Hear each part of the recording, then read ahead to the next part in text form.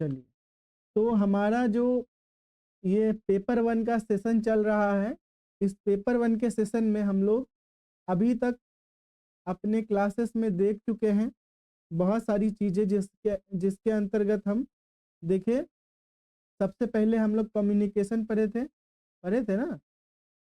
उसके बाद दूसरा में हम लोग पढ़े थे रिसर्च, है ना?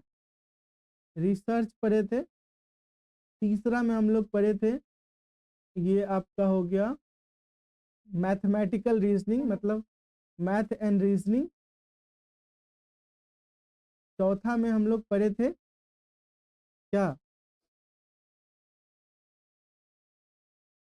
आईसीटी पढ़े थे।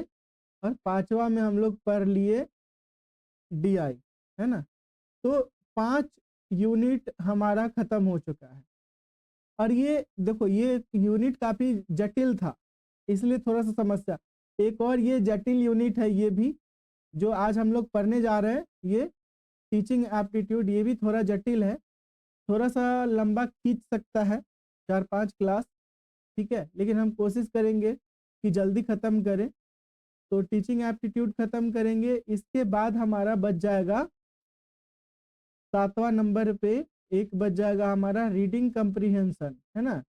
फिर 8वां नंबर पे बचेगा हायर एजुकेशन, है ना? उसके बाद हमारा बचेगा पीपल डेवलपमेंट एंड इन्वायरमेंट। फिर लास्ट हमारा बच जाएगा लॉजिकल रीजनिंग। देखो, लॉजिकल रीजनिंग को सबसे लास्ट में पढ़ाने के लिए, या इसको बैकअप के रूप में रखने के लिए इसलिए बोल रहे हैं ना कि मेरा इस पे कमांड है, अच्छा, तो हम आपको जैसे चाहे वैसे आपको समझा सकते हैं इसको बहुत आसानी से। कमांड सब पे है, लेकिन इस पे बहुत ज़्यादा है, मेरे लिए सबसे आसान है। आपके लिए सबसे ज़्यादा डिफिकल्ट यही हो सकता है, लेकिन मेरे लिए सबसे आसान है। तो इसको लास्ट में हम देखेंगे। बात रही हायर एजुकेशन की और पीपल, तो ये दोनों फैक्ट बेस्ड यूनिट है, इसमें बस फैक्ट्स याद करना है। तो इसका फैक्ट्स भी दे देंगे आपको, तो रट लेंगे, ठीक है? तो आज हम लोग टीचिंग एप्टीट्यूड शुरू करते हैं। टीचिंग एप्टीट्यूड शुरू करने से पहले हम यही आप लोगों को बताना चाह रहे थे कि हम कुछ भी पढ़ने जाते हैं, हम कहीं भी, जैसे हमको कहीं भी जाना है ना? हमको अननोन जगह पे जाना है, किसी मान लो कि मुंबई जाना है, हमारे लिए अननोन है, हम कभी गए नहीं। तो इस मुंबई जाने के लिए हमको क्या करना पड़ेगा? आज के जनरेशन में हम क्या करते हैं? पहले के जनरेशन में हम पूछताछ करते थे, लेकिन आज हमको पूछताछ करने की जरूरत नहीं है। आज हमको हमको सारा सुविधा, संसाधन, साधन सब पता है कि ट्रेन जाती है, बस जाती है, लोकल ट्रेवल आपको पता है ना? लेकिन उस पर्टिकुलर जगह पे जाने के लिए हम पहले एक रोड मैप तैयार करते हैं। क्या तैयार करते हैं? Road map. यूं कहिए कि इसका एक हम मैप बनाते हैं, और मैप देखते हैं अच्छे से और समझते हैं हम कि ये मैप हमको कहां से कहां तक लेके जाएगा, है ना? कैसे लेके जाएगा, तो हम अपने सुविधा के लिए देखते हैं। उसी तरीके से जब हम कोई भी टॉपिक पढ़ने जाते हैं, कोई भी यूनिट पढ़ने जाते हैं, कोई भी बुक पढ़ने जाते हैं, तो उस बुक को पढ़ने से पहले हम क्या करते हैं? उसके टेबल ऑफ कंटेंट्स को देखते हैं। क्या करते हैं? टेबल ऑफ कंटेंट्स को देखते हैं। इसके बाद हमको समझ में आता है कि इसमें क्या क्या हमको पढ़ना है ना? तो कंटेंट क्या है? सिलेबस। सिलेबस का ही टॉपिक है ना? तो ये जो हमारा पहला क्लास होता है, वो प्रीव्यू क्लास होता है। क्या होता है? एक प्रीव्यू क्लास होता है। इसमें हम ना पूरे टीचिंग एप्टीट्यूड को एक ऐसे दृष्टिकोण से देखेंगे जो हमारे लिए लगभग समझना 70% आसान हो जाता है। तो आगे जो हम पढ़ेंगे इससे रिलेटेड फैक्ट, उस फैक्ट को समझना हमारे लिए बहुत आसान हो जाएगा। समझ गए? इसीलिए हम क्या करते हैं? पहले प्रीव्यू क्लास में चीजों को देखते हैं, ठीक है? तो आप लोगों के लिए ये एक बेहतरीन ऑप्शंस होता है कि हम जो प्रीव्यू क्लास करवाते हैं उसको आप अच्छे से रिवाइज कर लिया कीजिए, प्रीव्यू क्लास को आप रिवाइज कर लिया कीजिए। तो आज जो हम आपको पढ़ाएंगे उसको ना आप उसका अगर इसके पीपीटी को नहीं पढ़ पाए तो वीडियो लेक्चर 2x के स्पीड में देख लीजिएगा, जो यूट्यूब पे अपलोड करेंगे ना उसको 2x के स्पीड में देख लीजिएगा, ठीक है, 2 के स्पीड में एकदम रिवाइज हो जाएगा फटाफट। और एक और चीज, तो जो चीजें आप पढ़ चुके हैं अगर रिवाइज करना हो और आपको देखो हमारा जो मेमोरी होता है वो सबसे ज्यादा किस चीज को अडॉप्ट करता है, एडॉप्टेशन के बारे में अगर बात इसमें हम पढ़ाएंगे आपको टीचिंग एप्टीट्यूड में, एडॉप्टेशन के बारे में अगर हम बात करें तो सबसे ज्यादा एडॉप्ट हम जितना ज्यादा ऑर्गन्स का इस्तेमाल करेंगे उतना ज्यादा हम एडॉप्ट करते हैं, समझ गए, चीजों को याद रखते हैं, एडॉप्ट मतलब याद रखना। तो हम सबसे ज्यादा उन्हीं चीजों को याद रखते हैं जिनको हम अपने सारे ज्ञानेंद्रियों से अनुभव करते हैं, है ना। तो हमारा इंद्रियां कौन कौन सा है, एक तो हमारा कि टच करने वाला है ना, टच करने वाला है, दूसरा देखने वाला है, तीसरा सुनने वाला है ना। तो ये जो इंद्रियां है ये सभी इंद्रियों से अगर हम किसी चीज को करते हैं तो ये हमको मैक्सिमम टाइम तक ये हमको क्या करेगा, याद रखने में हेल्प करेगा, है ना। देखेंगे भी, सुनेंगे भी और करेंगे भी, टच भी करेंगे तो हम ज्यादा देर उसको अधिकतम समय तक याद रख पाते हैं, ठीक है। तो वीडियो में क्या होता है, एक तो विजुअलाइजेशन होता है, एक तो विजुअल होता है और दूसरा क्या होता है, हम सुनते भी है, लिसनिंग भी होता है, विजुअलाइजेशन के साथ साथ लिसनिंग भी होता है ना। तो ये दोनों प्रोसेस जब होगा तो हम मैक्सिमम क्या करते हैं, मैक्सिमम हम आउटपुट गेन करते हैं। चलो देखो, आप लेक्चर मेथड की ही बात करें हम तो आपको सबसे ज्यादा कौन याद रहेगा, अभी हम जो लिख लिख के समझा रहे हैं वो याद रहेगा कि हम ऑडियो फॉर्मेट में बस बोल के आपको सुना दिए वो याद रहेगा, आप बताइए।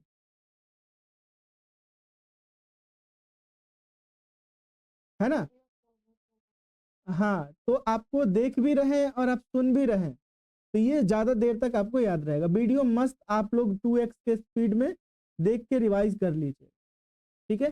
तो हम टीचिंग एप्टीट्यूड में बेसिकली क्या पढ़ेंगे, टीचिंग एप्टीट्यूड में देखो हम सब लोग, हम जितने भी लोग हैं वो बेसिक एजुकेशन पा चुके हैं, है ना, बेसिक एजुकेशन पा चुके हैं। तो हम एजुकेशन पा चुके हैं लेकिन अब हम एजुकेशन देने वाले बनने जा रहे हैं, क्या बनने जा रहे हैं, एजुकेशन देने वाले बनने जा रहे हैं। तो जैसे हम एजुकेशन देने वाले बनेंगे तो हमको उसके लिए एक प्रॉपर ट्रेनिंग चाहिए।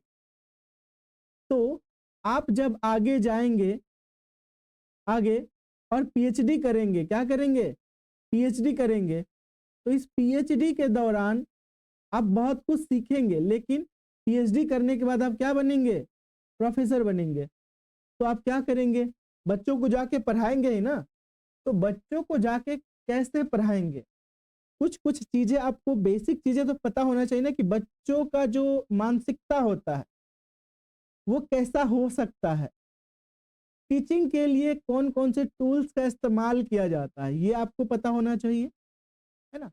तो ओवरऑल टीचिंग एप्टीट्यूड पढ़ने का मतलब है कि हम जो पढ़ाने जा रहे हैं आगे उसके विषय में आपको एक बेसिक नॉलेज होना चाहिए, ठीक है। और इसी के अंतर्गत हम टीचिंग एप्टीट्यूड में क्या पढ़ेंगे, इसके ऑब्जेक्टिव्स को पढ़ेंगे कि आखिर हम टीचिंग क्यों करते हैं, है ना, इसके कॉन्सेप्ट को पढ़ेंगे। और बहुत सारे लेवल्स होते हैं टीचिंग के, क्या होते हैं, टीचिंग्स के लेवल्स होते हैं जिसमें memory level, understanding level, reflective level, है ना, इनको देखेंगे ये किसको कहते हैं। उसके बाद हम इसका देखेंगे characteristics and basic requirement. Teaching के लिए कुछ बेसिक रिक्वायरमेंट होता है, उसके बारे में बात करेंगे। हम लर्नर्स की विशेषता देखेंगे, जो सीखने वाले लोग हैं उनकी विशेषता देखेंगे, वो कैसे होते हैं, वो किशोर भी होते हैं और वो वयस्क भी होते हैं, एडल्ट भी होते हैं। दोनों का अलग अलग बैकग्राउंड होते हैं। एकेडमिक रूप से वो कैसे हैं, सोशल रूप से कैसे, इमोशनल, कॉग्निटिव, इन सारे डिफरेंसेस को हम पढ़ेंगे जो एक बच्चा के, एक जो स्टूडेंट है आपके, उसके लिए इंपॉर्टेंट होता है ना। इंडिविजुअल डिफरेंसेस भी देखेंगे। इसके अंतर्गत हम फैक्टर्स देखेंगे जो टीचिंग को अफेक्ट करता है। कुछ फैक्टर्स होता है जो टीचिंग को अफेक्ट करता है ना। टीचर के लिए अलग फैक्टर्स हो सकते हैं, स्टूडेंट के लिए अलग फैक्टर्स हो सकते हैं। सपोर्ट मटेरियल्स, ये भी टीचिंग में टीचिंग को अफेक्ट कर सकता है ना। इंस्ट्रक्शंस, फैसिलिटीज, ये भी अफेक्ट कर सकता है। जैसे आपको कह दिया जाए कि किसी विशेष क्षेत्र के बारे में आपको बात नहीं करना है, तो वो क्या हो गया, एक इंस्ट्रक्शंस मिला हुआ है कि आप उसके बारे में बात नहीं कर सकते। लेकिन टीचिंग एक फ्रीडम है। क्या है, एक फ्रीडम है। यहाँ पे अगर टीचर को किसी बात को कहने के लिए, सुनने के लिए, बोलने के लिए पाबंदी है बच्चे को, तो वो बच्चा कैसा होगा, है ना। तो ये हो गया। उसके बाद हम मेथड्स ऑफ टीचिंग देखेंगे कि हम किस मेथड का इस्तेमाल करते हैं टीचिंग में। जैसे कुछ जो मेथड होता है जो टीचर सेंटर्ड होता है, जिसमें टीचर का रोल जो होता है वो एक्टिव रोल होता है और स्टूडेंट का जो रोल होता है वो पैसिव होता है। कुछ टीचिंग लर्नर सेंटर्ड होता है, मतलब जो सीखने वाला होता है उस पे आधारित होता है। हम ऑनलाइन, ऑफलाइन मेथड्स देखते हैं टीचिंग का, है ना। उसके बाद हम टीचिंग सपोर्ट सिस्टम देखेंगे, है ना, कि टीचिंग को सपोर्ट करने वाले सिस्टम के अंतर्गत क्या क्या आते हैं। एक हमारा ट्रेडिशनल मेथड्स हो गया, मॉडर्न मेथड और आईसीटी बेस्ड टीचिंग हो गया। फिर हम इसके इवैल्यूएशन को देखेंगे कि जब हम पढ़ लिख लेते हैं तो हमारा क्या होता है, हमारा टेस्ट होता है। तो ये टेस्ट क्या है, इवैल्यूएशन है। इवैल्यूएट करता है आपको कि आप पढ़े, वो कुछ उससे कुछ सीखे कि नहीं, कि बस नाम मात्र के पढ़ लिए हैं। तो टेस्ट क्या है, एक इवैल्यूएशन है। तो इवैल्यूएशन सिस्टम के बारे में देखेंगे कि किस टाइप्स के इवैल्यूएशंस होते हैं। सीबीसीएस, आजकल हम जो पढ़ाई करते हैं यूजी पीजी, वो सीबीसीएस से रिलेटेड है। मतलब एनईपी 2020 में ये बना है सीबीसीएस। इसके आधार पर हम क्या करते हैं, अपना पढ़ाई करते हैं, सिलेबस बनाया है ये। तो चॉइस बेस्ड क्रेडिट सिस्टम के अंतर्गत हायर एजुकेशन में इसका क्या रोल है, सीबीटी टेस्ट क्या होता है ना। उसके बाद हम इनोवेशन इन इवैल्यूएशन सिस्टम के बारे में भी देखेंगे। तो इस प्रकार हम पूरे टीचिंग एप्टीट्यूड के बारे में हम देख पाएंगे कि जब आप एक टीचर बनते हैं तो आपको एक बेसिक इंफॉर्मेशन होना चाहिए जो टीचिंग से रिलेटेड है ना। चलिए, ये आपको पता होगा तभी तो आप बच्चों को पढ़ाएंगे, है ना।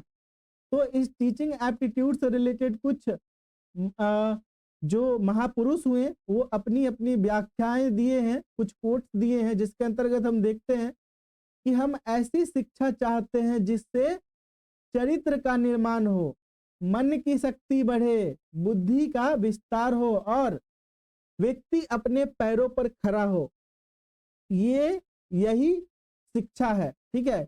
ये स्वामी विवेकानंद के द्वारा कहा गया कोट्स है, जिसके अंतर्गत वो चरित्र निर्माण की बात करते हैं। जिस शिक्षा को हम प्राप्त कर रहे हैं, अगर उस शिक्षा से आपका चरित्र निर्माण नहीं होता है तो वो शिक्षा व्यर्थ है ना।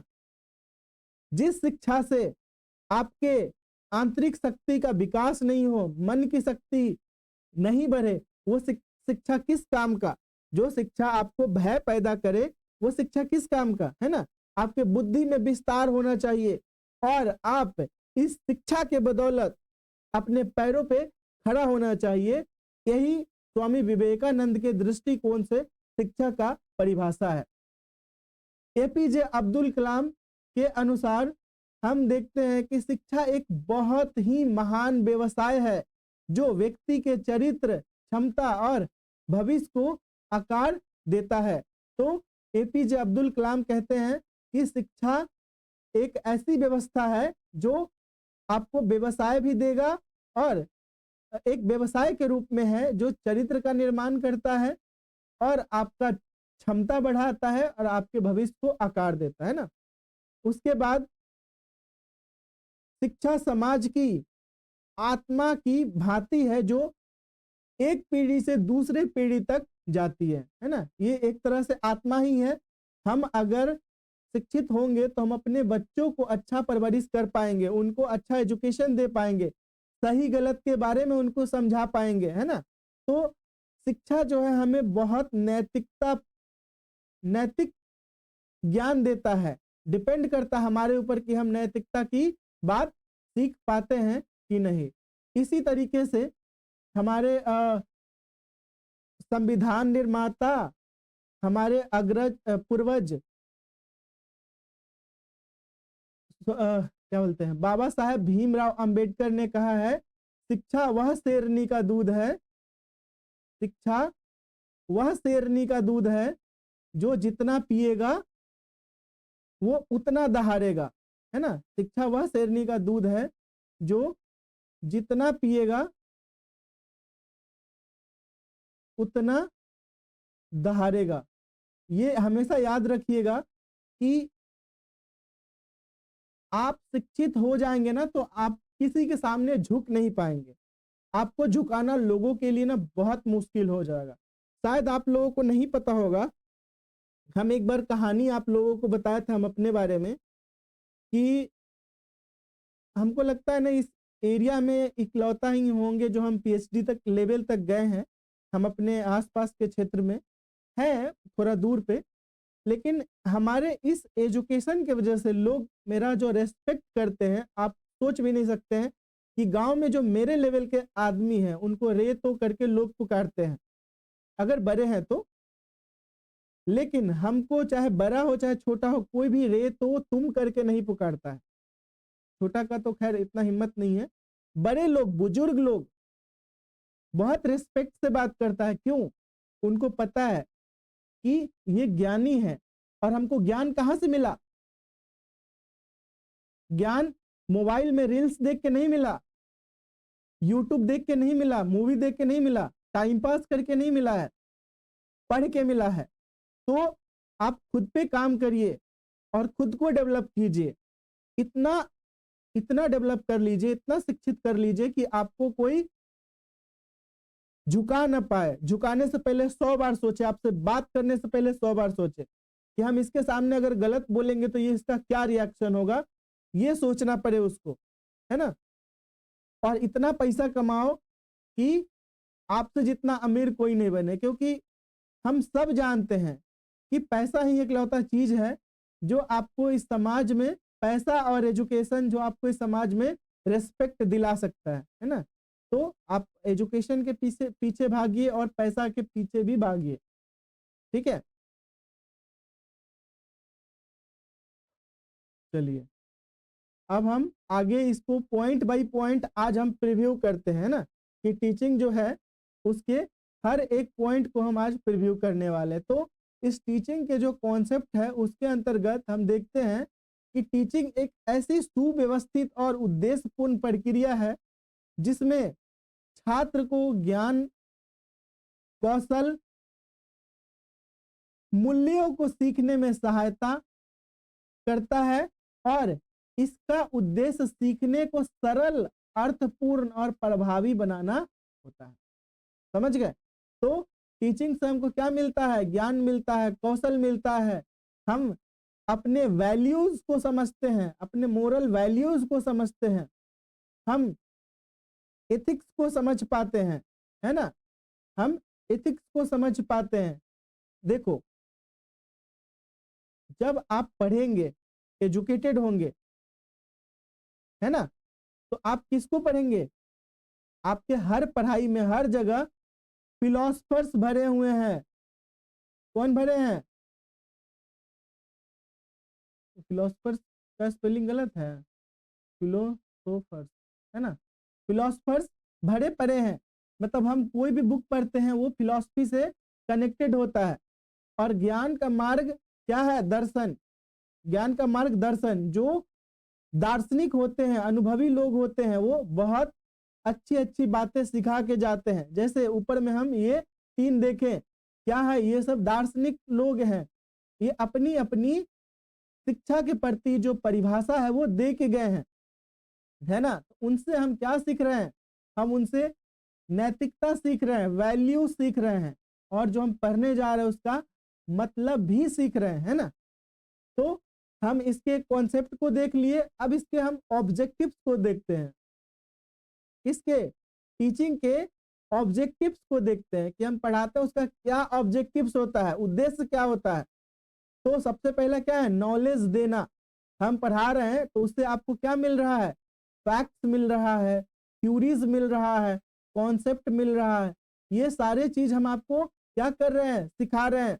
आपका अंडरस्टैंडिंग विकसित हो रहा है। हम पढ़ाई के अलावा जो कुछ बातें आपको बताते हैं, जो सोशल बातें होती है, जो सोशल बातें होती है, पॉलिटिकल बातें होती है, आपके पर्सनालिटी डेवलपमेंट की बातें होती है, वो उससे क्या होगा?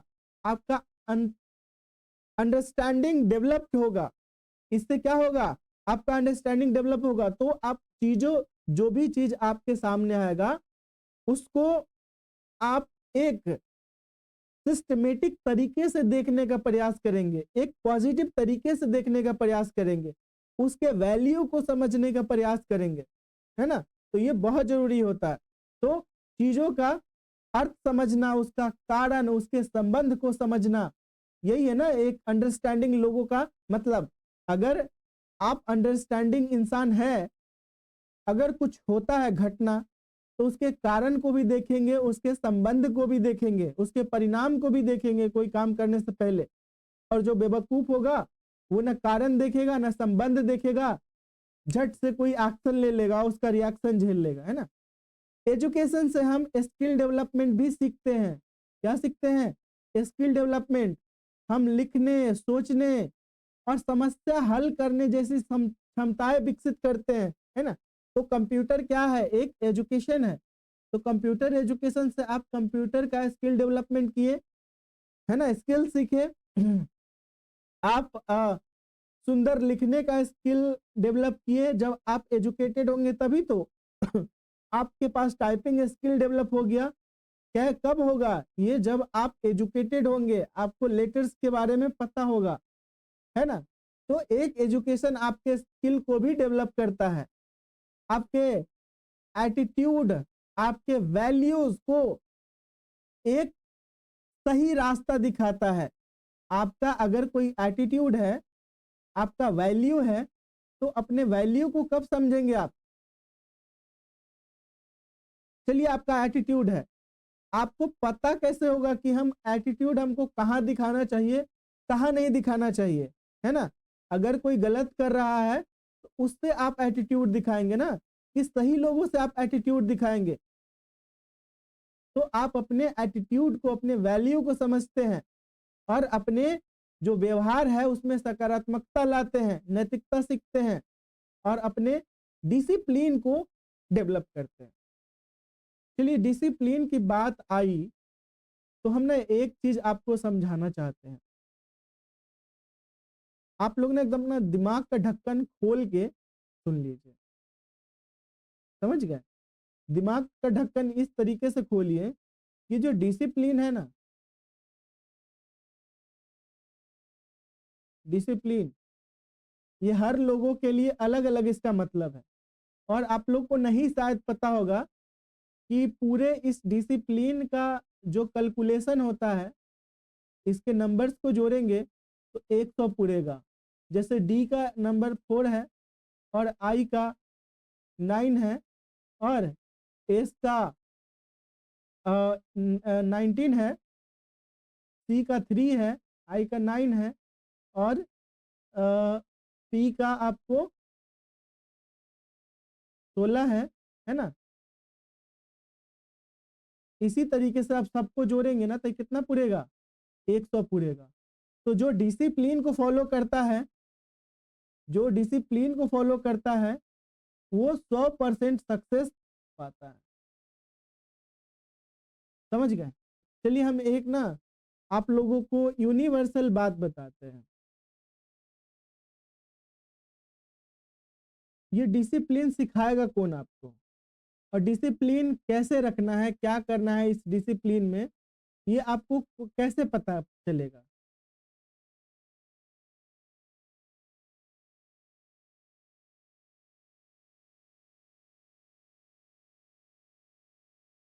डिसिप्लिन क्या होता है, अनुशासन क्या होता है, बताएंगे आप लोग कोई।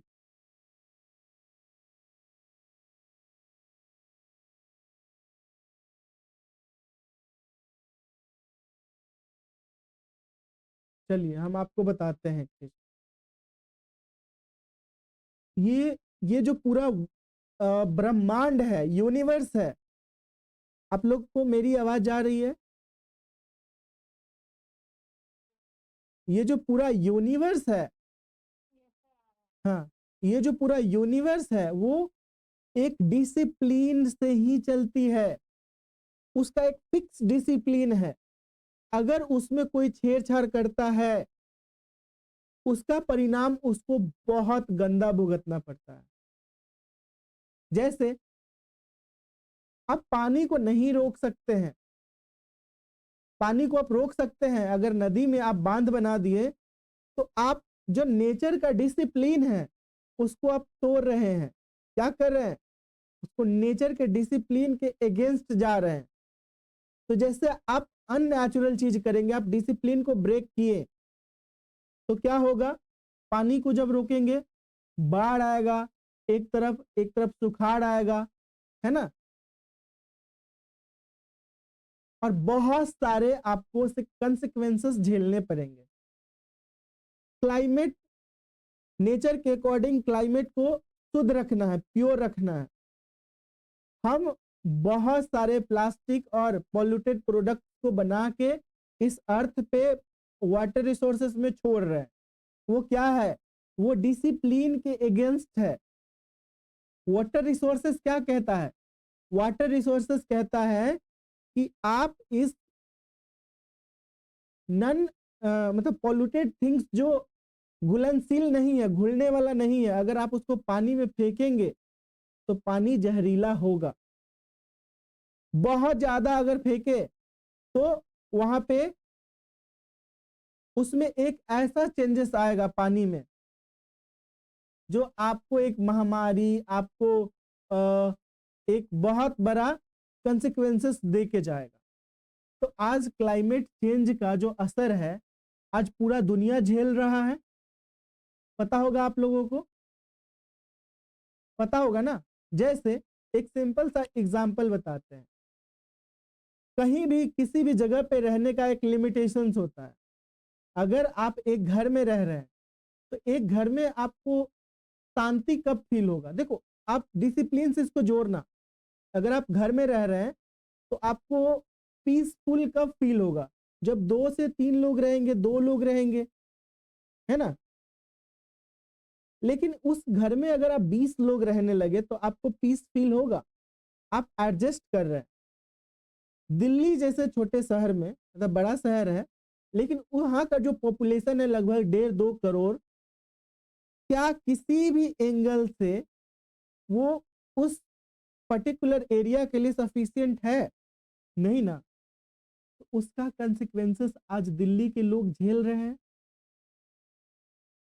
आज उनके पास क्या है, इतना ज्यादा वहां का एयर का जो कंडीशन है खराब हो चुका है कि वहां पे लोग ऑक्सीजन लगा के बाहर जा रहे हैं। बिना ऑक्सीजन का सर्वाइवल वहां पे मुश्किल हो रहा है, ऑक्सीजन सिलेंडर का। आप बताइए। तो उसका इस डिसिप्लिन को ब्रेक करने का ही कंसिक्वेंसेस है। तो इसी तरीके से लाइफ में या इस यूनिवर्स में कुछ डिसिप्लिन फिक्स है ना। जैसे उस डिसिप्लिन के बियॉन्ड जाओगे आपको कंसिक्वेंसेस झेलना पड़ेगा किसी भी हाल में। झेलना ही पड़ेगा, कोई नहीं रोक सकता है।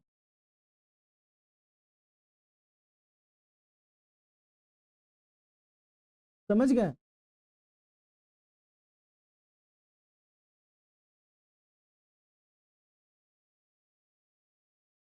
सब लोग शांत हो गए एकदम।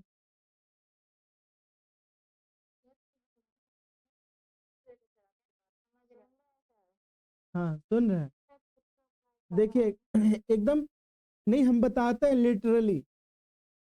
जैसे आपका, अगर आप सक्सेस होना चाहते हैं, है ना, अगर आप लाइफ में सक्सेस होना चाहते हैं तो उसका एक फिक्स डिसिप्लिन है कि कोई भी इस ब्रह्मांड में ऐसा व्यक्ति नहीं हुआ है जो सक्सेस का परिभाषा क्या है, जब अथक तपस्या के बाद जो मिला हुआ जो तत्व है, मिला हुआ जो अचीवमेंट्स है, वही हमारे लिए सक्सेस होता है।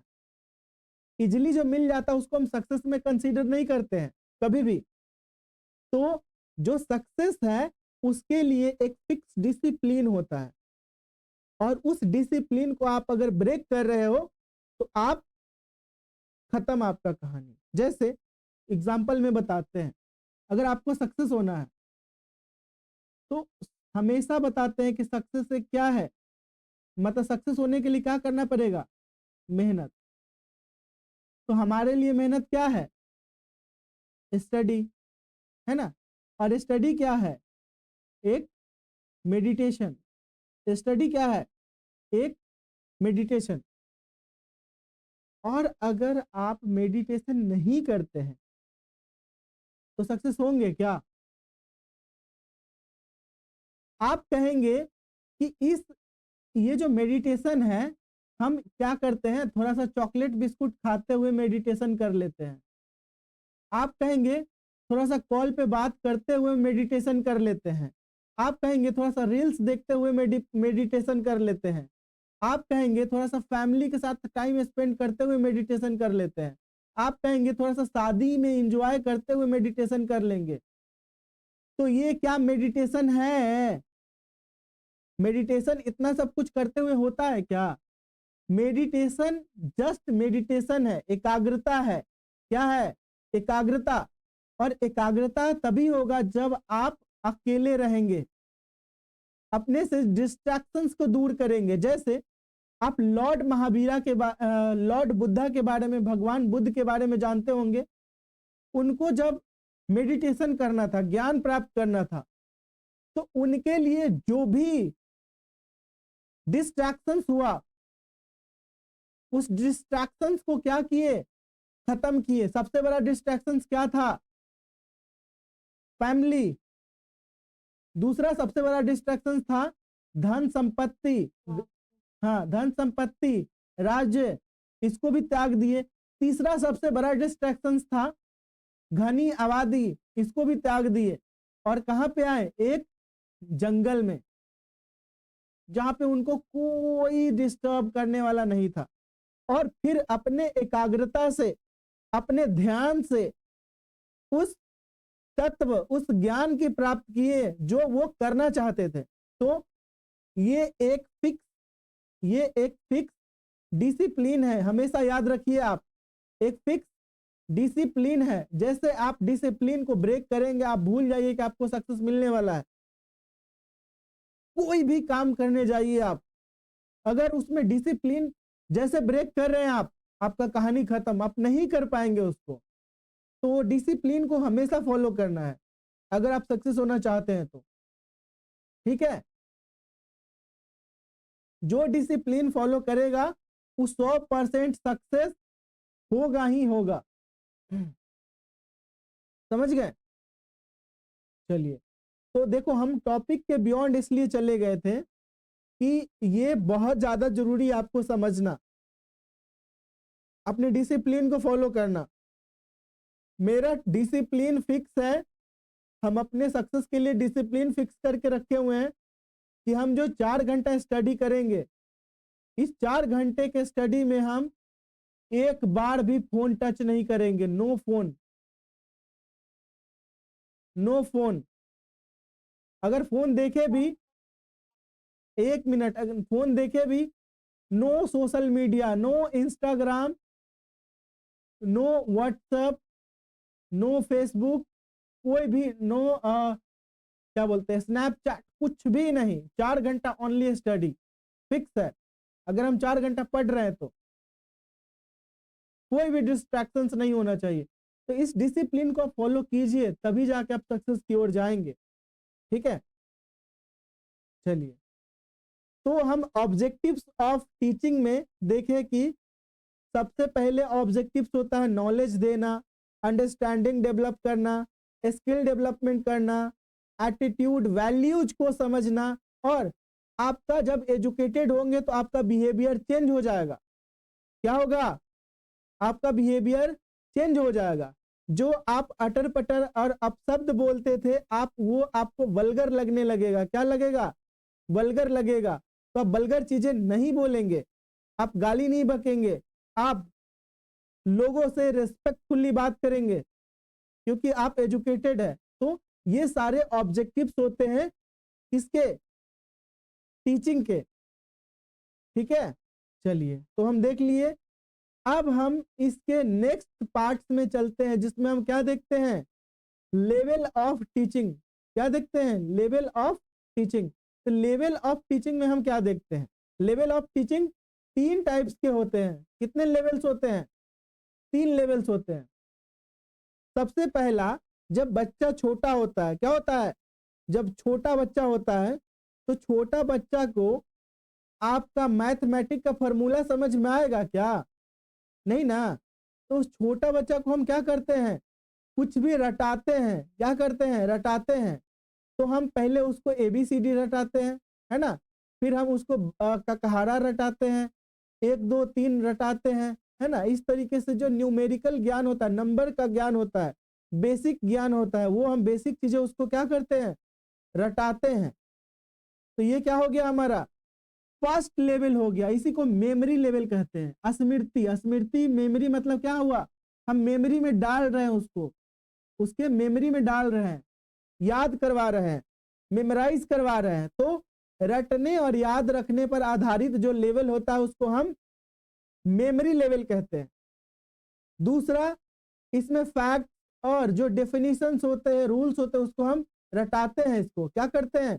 रटाते हैं। सबसे लो लेवल का लर्निंग होता है जो टीचर सेंटर्ड होता है। जो टीचर जैसे करता है, कहता है, वैसे ही बच्चे को करना पड़ता है। बच्चे अपने मन का नहीं करते हैं, इसी को हम टीचर सेंटर्ड बोलते हैं। बच्चे अपने मन से जो टीचर अपने मन से जो काम करवाए उसी को हम टीचर सेंटर्ड कहते हैं। और जो बच्चे अपने मन से करे वो लर्नर सेंटर्ड कहते हैं, जो सीखने वाला होता है उससे रिलेटेड। समझ गए? तो 3 लेवल ऑफ टीचिंग में जो मेमोरी लेवल है वो क्या है? सबसे बेसिक लेवल है। जब आप रट लेंगे सब चीजें, उसके बाद थोड़ा सा आप बड़ा हो जाएंगे तो आपको समझने वाला स्तर में जाना पड़ेगा। कहाँ पे? जैसे बड़ा हो जाएंगे तो आप अब छोटा छोटा फॉर्मूला आपको हम समझाने लगेंगे, लॉजिकल बनाने लगेंगे, आपको चीजों को बारीकी से समझाएंगे, है ना। तो आपको अपना समझ विकसित होगा। इसी को हम अंडरस्टैंडिंग लेवल कहते हैं, बोध स्तर। क्या कहते हैं? Understanding level. इसके अंतर्गत हम अर्थ को समझते हैं, उसकी व्याख्या करते हैं। ये याद रखना, ये पॉइंट जो है, अर्थ को समझना, उसकी व्याख्या करना, ठीक है। उदाहरण देकर समझाना, उदाहरण देकर समझाना। रीजनिंग, लॉजिकल रीजनिंग का हम उपयोग करते हैं, इसमें लॉजिक का उपयोग करते हैं, रीजनिंग का उपयोग करते हैं। तो ये क्या हो गया? समझने वाला स्तर। इसमें कुछ टीचर सेंटर्ड भी होते हैं, कुछ लर्नर सेंटर्ड भी होते हैं। लर्नर का मतलब क्या हो गया? सीखने वाला, सीखने वाला, ठीक है।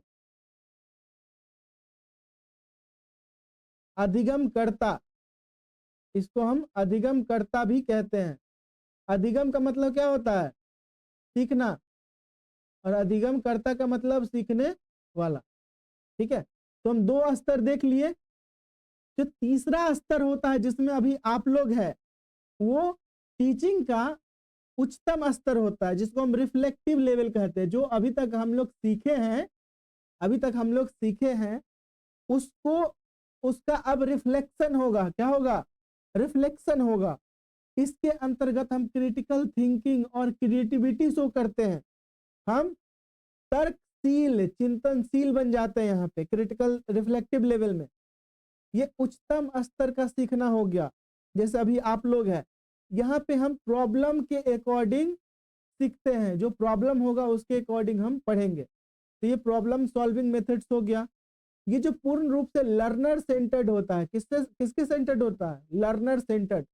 लर्नर सेंटर्ड का मतलब क्या हो गया कि जो अधिगम करता है वो अपने अनुसार, जैसे हम आपको कह देंगे क्या, टीचिंग एप्टीट्यूड पर आप लोग अपना अपना एक 10-10 क्वेश्चन तैयार करके लाए, 10-10 MCQ बना के लाए।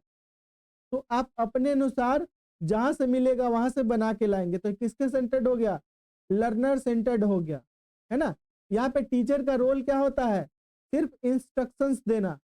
क्या रोल होता है? सिर्फ इंस्ट्रक्शंस देना।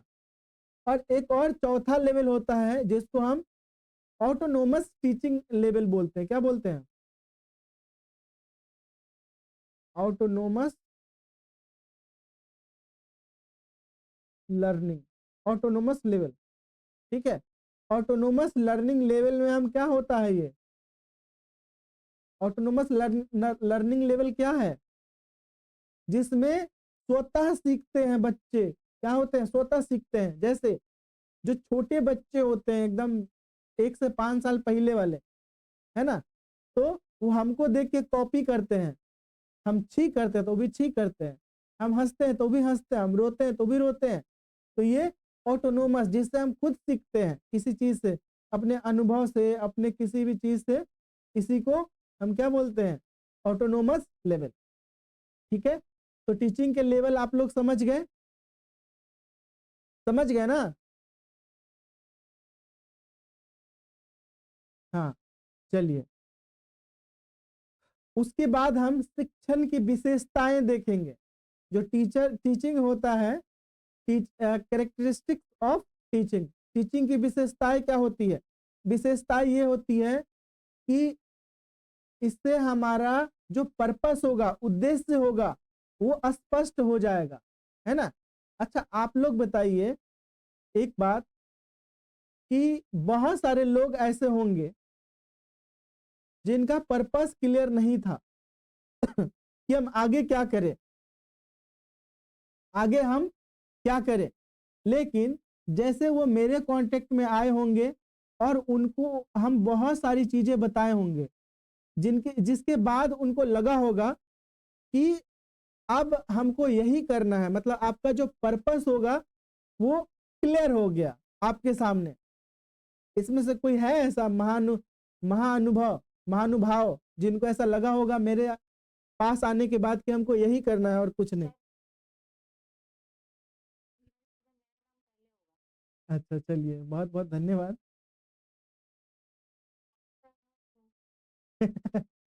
चलो, है ना। तो हम्म, तो इससे क्या होता है कि जब आप पढ़ाते हैं किसी को, तो आप बच्चों को क्या बताते हैं? उसके जो क्लियर पर्सपेक्टिव है, पर्पस है, कि आप जो पढ़ा रहे हो उसका क्या पर्पस है, वो करना क्या चाहता है, उसके पर्पस को आप पढ़ाते हैं। ये टीचिंग की विशेषता। आप इसमें प्लान करते हैं, पहले से नियोजित करते हैं कि आपको क्या करना है, क्या नहीं करना है। आप एक नियमबद्ध प्रक्रिया को भी फॉलो करते हैं, है ना, ताकि आप इस तरीके से यहाँ पे पहुंच पाए, है ना। सिस्टमेटिक तरीके से आप आगे बढ़ते हैं। ऐसा थोड़ी ना होता है कि जैसे एक मान लो कि किताब है ना, एक बेसिक से शुरू होके एडवांस तक है, तो हम सीधे एडवांस पढ़ने चले जाए, बेसिक को छोड़ दे, तो समझ में आएगा एडवांस? नहीं ना आएगा। तो ये टीचिंग आपको बताता है कि बेसिक यहाँ पे है। जैसे हम आप लोगों को बताएं कि बेसिक जो है वो एनसीईआरटी के बुक में है। एनसीईआरटी खत्म करो, उसके बाद आप 11-12 का खत्म करो, उसके बाद आप एडवांस वाला बुक पढ़ो। है ना। तो ये क्लियर करते हैं। और जो ये टीचिंग होता है वो बाई डायरेक्शनल होता है, जिसमें टीचर और स्टूडेंट दोनों सक्रिय होते हैं। ठीक है। एडेप्टिव होता है, जिसमें छात्रों की जरूरतों के अनुसार क्या होता है, बदला जाता है। अब आपको हम जो लेक्चर मेथड से पढ़ा रहे हैं, क्या कर रहे हैं, लेक्चर मेथड से पढ़ा रहे हैं, वो मेथड आपको नहीं पसंद आ रहा है, तो हम इस मेथड को बदलेंगे ना, तो अडाप्ट करेंगे हम, जो स्टूडेंट के जरूरत के अकॉर्डिंग हम इसको अडाप्ट करते हैं। एडाप्टिव भी हो गया। ये एक निरंतर प्रक्रिया है जिसमें निरंतर सुधार होती रहती है। कोई भी यहाँ पे जो भी हम पढ़ा रहे हैं, जो हम कर रहे हैं, वो परफेक्ट नहीं है और परमानेंट नहीं है।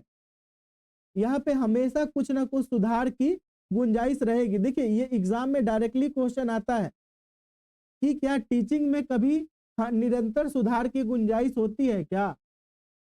तो वहां पे आप बुद्धू नहीं बनेंगे। टीचिंग में हमेशा सुधार की प्रक्रिया चलते रहती है। सुधार की प्रक्रिया इसे समझिए कि न्यू न्यू रिसर्च क्यों होती है। रिसर्च का मतलब क्या होता है, फिर से खोजना, है ना। तो अनुसंधान क्यों हुआ, क्योंकि हम इसमें कुछ नया देखना चाहते हैं, इसीलिए ना। तो हमेशा इसमें सुधार की प्रक्रिया चलते रहती है। ठीक है। तो हम इसके कुछ विशेषताओं को भी देख लिए। अब टीचिंग के लिए, प्रभावी शिक्षण के लिए कुछ आवश्यकताएं भी होती है।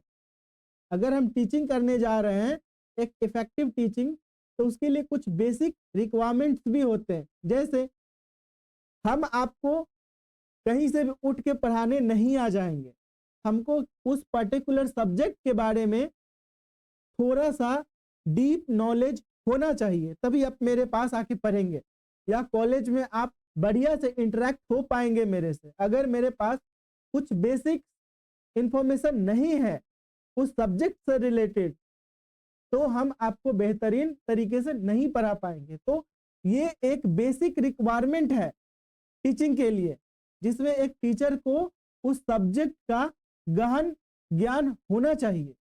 उसके अलावा उसके पास एक कम्युनिकेशन स्किल होना चाहिए।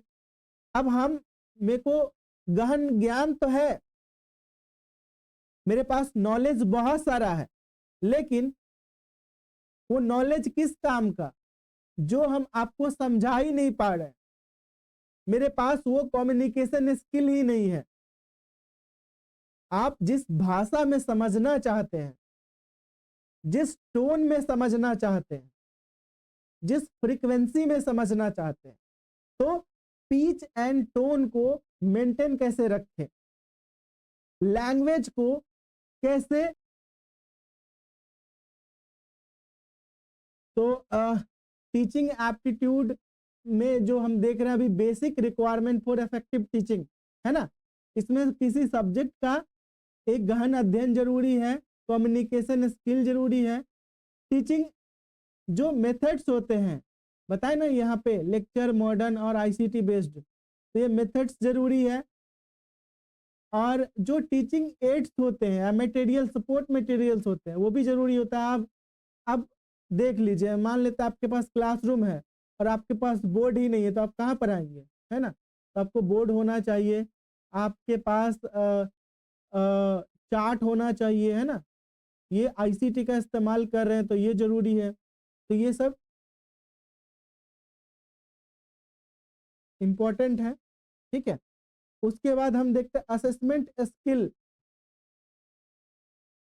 अगर आप पढ़ रहे हैं, है ना, अगर हम आपको पढ़ा रहे हैं और आपका कोई टेस्ट नहीं ले रहे हैं, तो ये भी व्यर्थ है कि आपको पता ही नहीं चलेगा कि आप कितना सीखे। तो असेसमेंट स्किल होना चाहिए, मतलब सही से मूल्यांकन होना चाहिए। जैसे आप ये टॉपिक समझे कि नहीं, ये जो टॉपिक आपको समझा रहे हैं, ये टॉपिक समझे कि नहीं, हम झट से क्वेश्चन पूछ देंगे यहाँ पे कि बाई डायरेक्शनल क्या होता है, तो आप जवाब देंगे ना, जिसमें टीचर और स्टूडेंट दोनों सक्रिय होते हैं, है ना। तो ये असेसमेंट स्किल हो गया। क्लासरूम मैनेजमेंट, मतलब क्लास में अनुशासन होना चाहिए और अनुकूल वातावरण होना चाहिए, प्रॉपर लाइट होना चाहिए, उसमें फैन होना चाहिए अगर गर्मी है तो ये सारी चीजें इसके टीचिंग बेस्ड अफेक्टिव टीचिंग के बेसिक रिक्वायरमेंट है। ठीक है, अब हम देखेंगे लर्नर्स कैरेक्टरिस्टिक, मतलब जो अधिगम करता है, अधिगम करता इसकी हम विशेषता देखेंगे। क्या देखेंगे? विशेषता। मतलब जो बच्चे हैं जिसको हम पढ़ाएंगे उसकी विशेषता होती है ना, तो इसकी विशेषता क्या होती है? आप लोग देखते होंगे, अभी कंपैरिजन कीजिएगा खुद से। ठीक है, तो सबसे पहला जो पढ़ने का जो शुरुआती स्तर होता है वो किशोरावस्था होता है। मतलब जब बच्चा छोटा होता है तब वो पढ़ना शुरू करता है, तब वो शारीरिक और भावनात्मक उसके परिवर्तन बहुत ज्यादा होते हैं। मतलब वो फिजिकल ग्रोथ भी करता है और उसका जो फीलिंग्स होता है वो भी काफी अप्स डाउन्स करता है, स्टेबल नहीं रहता है। तो आपको समझना है कि जो किशोरावस्था के जो विद्यार्थी होंगे वो उत्काठी होबे करेंगे, वो बदमाश होंगे ही, क्लास में वो बदतमीजी करेंगे ही। तो आप उसको कैसे समझा के रखेंगे? हाँ,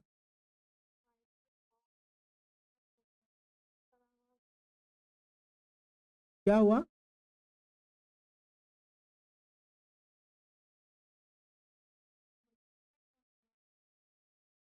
माइक ऑफ कर लीजिए आप लोग, जब पूछेंगे तब जवाब दीजिएगा। ठीक है, तो जो किशोरावस्था होता है उसके शारीरिक और भावनात्मक परिवर्तन बहुत तेज होते हैं। जैसे आप लोग जानते होंगे जब हम 9th 10th में रहते हैं, 9th 10th वाले जो बच्चे होते हैं, ठीक है, या 7 8 वाले या 8 9 वाले, वो बहुत उछलते हैं, है ना, किसी चीज में बहुत इन्वॉल्व हो जाते हैं। तो उनको कैसे कंट्रोल करना है, ये स्किल आपके पास होना चाहिए। तो ये लर्नर्स की विशेषताएं होती है। उनको अपने खुद का पहचान बनाने पर उनको चाहिए क्या होता है कि जितना जल्दी हो सके लोग हमको जाने, अपना पहचान बनाना चाहते हैं। तो उनका आइडेंटिटी डेवलपमेंट होता है उस समय। छोटा बच्चा कोई नहीं जानता, जैसे बड़ा होता है लोग उसको जानने लगते हैं, है ना, आसपास के लोग। ये भी उसका एक विशेषता है। दूसरा है कि इन बच्चों पर साथियों का बहुत अधिक प्रभाव पड़ता है। अगर ये गलत संगत में पड़ गए तो ये गलत बन जाएंगे, अगर सही संगत में पड़ गए तो ये एक सही इंसान बन के उभरते हैं। तो जो किशोरावस्था होता है, किशोर से शिक्षार्थी होते हैं, उनके लिए ये बहुत जरूरी होता है कि आप उनके संगतों पर भी ध्यान देंगे, है ना। आप ये भी जानते हैं कि वो बहुत जिज्ञासा और कल्पनाशील होते हैं, तो इसके अनुसार आपको उनसे इंटरेक्ट करना है कि वो बहुत ज्यादा जिज्ञासावान है, तो वो बहुत ज्यादा क्वेश्चन पूछेंगे। इससे आपको इरिटेट नहीं होना है। वो आपसे काल्पनिक बातें कहेंगे, इससे आपको इरिटेट नहीं होना है, इससे उनको समझाना है ना। तो ये किशोरावस्था की कुछ क्या है, विशेषताएं हैं जो आपको जानना जरूरी होता है अगर आप उनको पढ़ाने जा रहे हैं। ठीक है, उसके बाद हम देखते हैं उनका एक स्वतंत्र और विकसित सोच बनना शुरू होता है। तो स्वतंत्र सोच जब विकसित होगा उनका, तो आपको, आपका टीचर का रोल क्या होता है? टीचर का रोल होता है आप डायरेक्शन देंगे उसको, एक राइट डायरेक्शन देंगे, और आपके जो डायरेक्शन होगा उसके अकॉर्डिंग वो सही रास्ता या गलत रास्ता पे निकलेंगे, है ना। तो ये कुछ जो किशोरावस्था होता है, मतलब ये 1 से लेके 13 वर्ष वाले जो लोग होते हैं, एक से नहीं, 8 से लेके जो 13 वर्ष वाले जो लोग होते हैं उनको हम किशोरावस्था कहते हैं। इसमें एडोलसेंट में हम उसको रखते हैं। ठीक है, किशोरावस्था में। उसके बाद अब वयस्क, मतलब जो एडल्ट हो गया, 13 के बाद वाले, 13 से 25, इसका भी हम टाइप्स पढ़ाएंगे आगे आपको, किसको क्या कहते हैं, ठीक है। तो जो दूसरा टाइप्स है वो एडल्ट्स हो गए। तो एडल्ट्स वे बच्चे जो होते हैं, अच्छा आप लोग जानते होंगे, आप लोग तो शायद एग्जाम नहीं लिए होंगे, हम सीएम कॉलेज में एग्जाम लेते थे, तो उसमें जो 11th-12th वाले बच्चे होते थे ना, वो बहुत बदमाशी करते थे इंटरनल एग्जाम में, एक्सटर्नल में बहुत बदमाशी करते थे, बहुत। उससे थोड़ा सा कम बदमाशी करते थे ग्रेजुएशन वाला, यूजी वाला, और पीजी वाला उससे थोड़ा सा कम। तो इस तरीके से उनका डेवलपमेंट होते गया। ये बहुत लबर लबर करते थे, ये उससे थोड़ा सा कम और ये उससे थोड़ा सा कम, है ना। लेकिन लबर लबर करना खत्म नहीं होता ना बच्चों का, जब तक वो मानसिक रूप से डेवलप नहीं होता। तो कोई जरूरी नहीं कि जो यहाँ पे बिहार का जो शिक्षा व्यवस्था है, इसमें आप मास्टर्स कर लिए तो आप मैच्योर हो गए, कोई जरूरी नहीं है।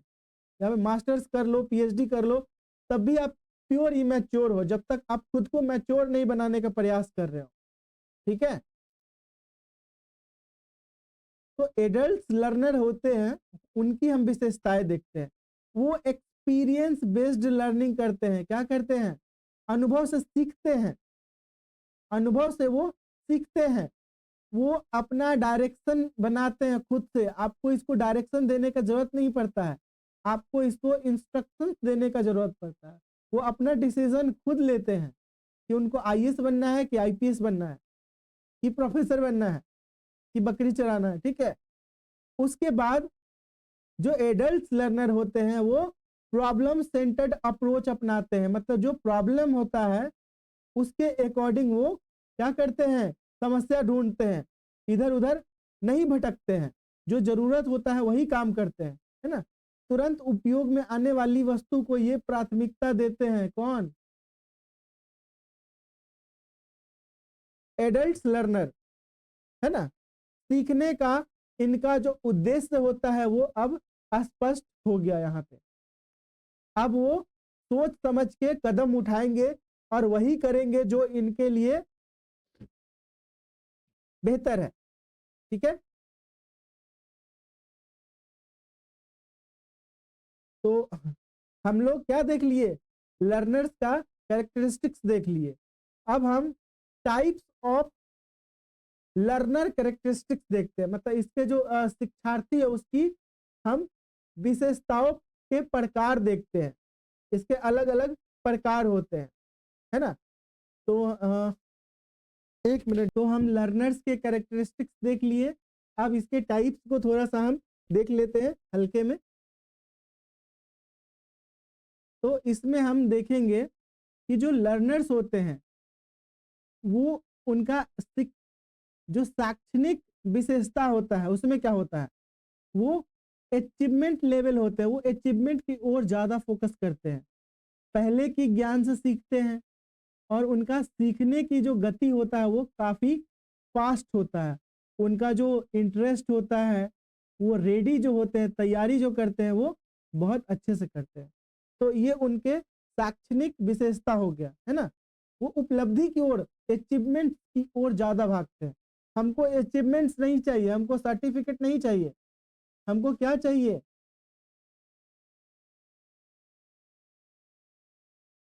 हमको क्या चाहिए?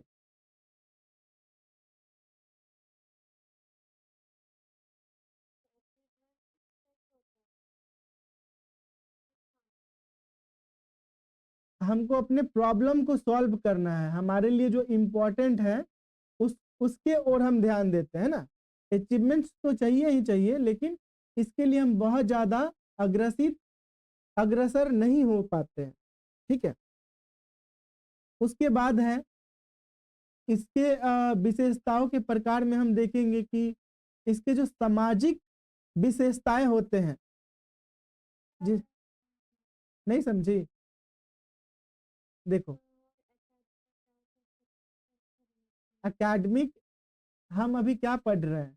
जो शिक्षार्थी होते हैं उनकी जो विशेषताएं होती है उनके प्रकार हम देख रहे हैं, ठीक है। तो इसके अंतर्गत हम उनके उपलब्धि के बारे में अध्ययन करेंगे। जो प्रायर नॉलेज होते हैं, पूर्व ज्ञान होते हैं, वो कैसे इफेक्टिव होते हैं। लर्न सीखने की गति जो होती है वो किससे संबंधित है? शैक्षणिक स्तर से संबंधित है।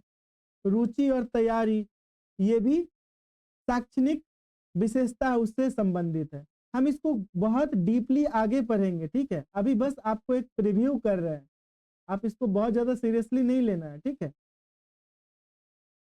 चलिए, फिर सामाजिक जो विशेषता होती है, परिवार, समाज का प्रभाव, ये सब भी प्रभावित करता है। साथियों का सामंजस्य और सामाजिक भूमिकाएं, व्यवहार, ये सब क्या है? एक जो शिक्षार्थी होता है, अधिगम करता होता है, उसकी एक विशेषताएं हैं, है ना? जिसमें हम भावनाओं पे कैसे कंट्रोल किया जाता है, इसके बारे में हम देखेंगे। फिर उसको मोटिवेशन कैसे मिले, आत्मविश्वास, प्रेरणा, संवेदनशीलता, तनाव से कैसे उभरे, सहनशीलता कैसे विकसित होगा। देखो, हम क्या बनने जा रहे हैं? हम बनने जा रहे हैं एक टीचर। और एक टीचर के लिए क्या इंपॉर्टेंट है? एक टीचर के लिए एक बच्चा के एक टीचर का क्या तात्पर्य है? टीचर का अस्तित्व तो तभी है ना जब आप किसी को शिक्षा दे रहे हैं, पढ़ा रहे हैं, है ना? तो आप एक बच्चा को पढ़ाने जा रहे हैं तो उसके सारे जो प्रेफरेंसेस है, सारे जो विशेषताएं हैं, उसको आप जानेंगे तभी तो आप उसको पढ़ा पाएंगे। तो एक जो लर्नर्स होता है उसके शैक्षणिक विशेषताएं भी होते हैं, उसके सामाजिक विशेषताएं भी होते हैं, उसके भावनात्मक विशेषताएं भी होते हैं कि वो भावनाओं पे नियंत्रण कर पा रहा है कि नहीं कर पा रहा है। अगर आपका कोई बच्चा है वो अपने भावनाओं पे कंट्रोल नहीं कर पाता है तो ये आपको समझना जरूरी है। आपके किसी बात से अगर वो आहत हो रहा है तो उस बात को आपको बोलने से रोकना है। ये भी एक प्रकार के आपके स्टूडेंट को समझने का एक तरीका है, ठीक है? आप उसके कॉग्निटिव, संज्ञानात्मक विशेषताओं को कैसे समझेंगे? मतलब उनकी सोचने समझने की क्षमता है वो ज्यादा है या कम है, इसके बारे में भी आपको ध्यान रखना है ना? वो एनालिसिस कर पाते हैं कि नहीं, किसी चीजों को तर्क कर पाते हैं कि नहीं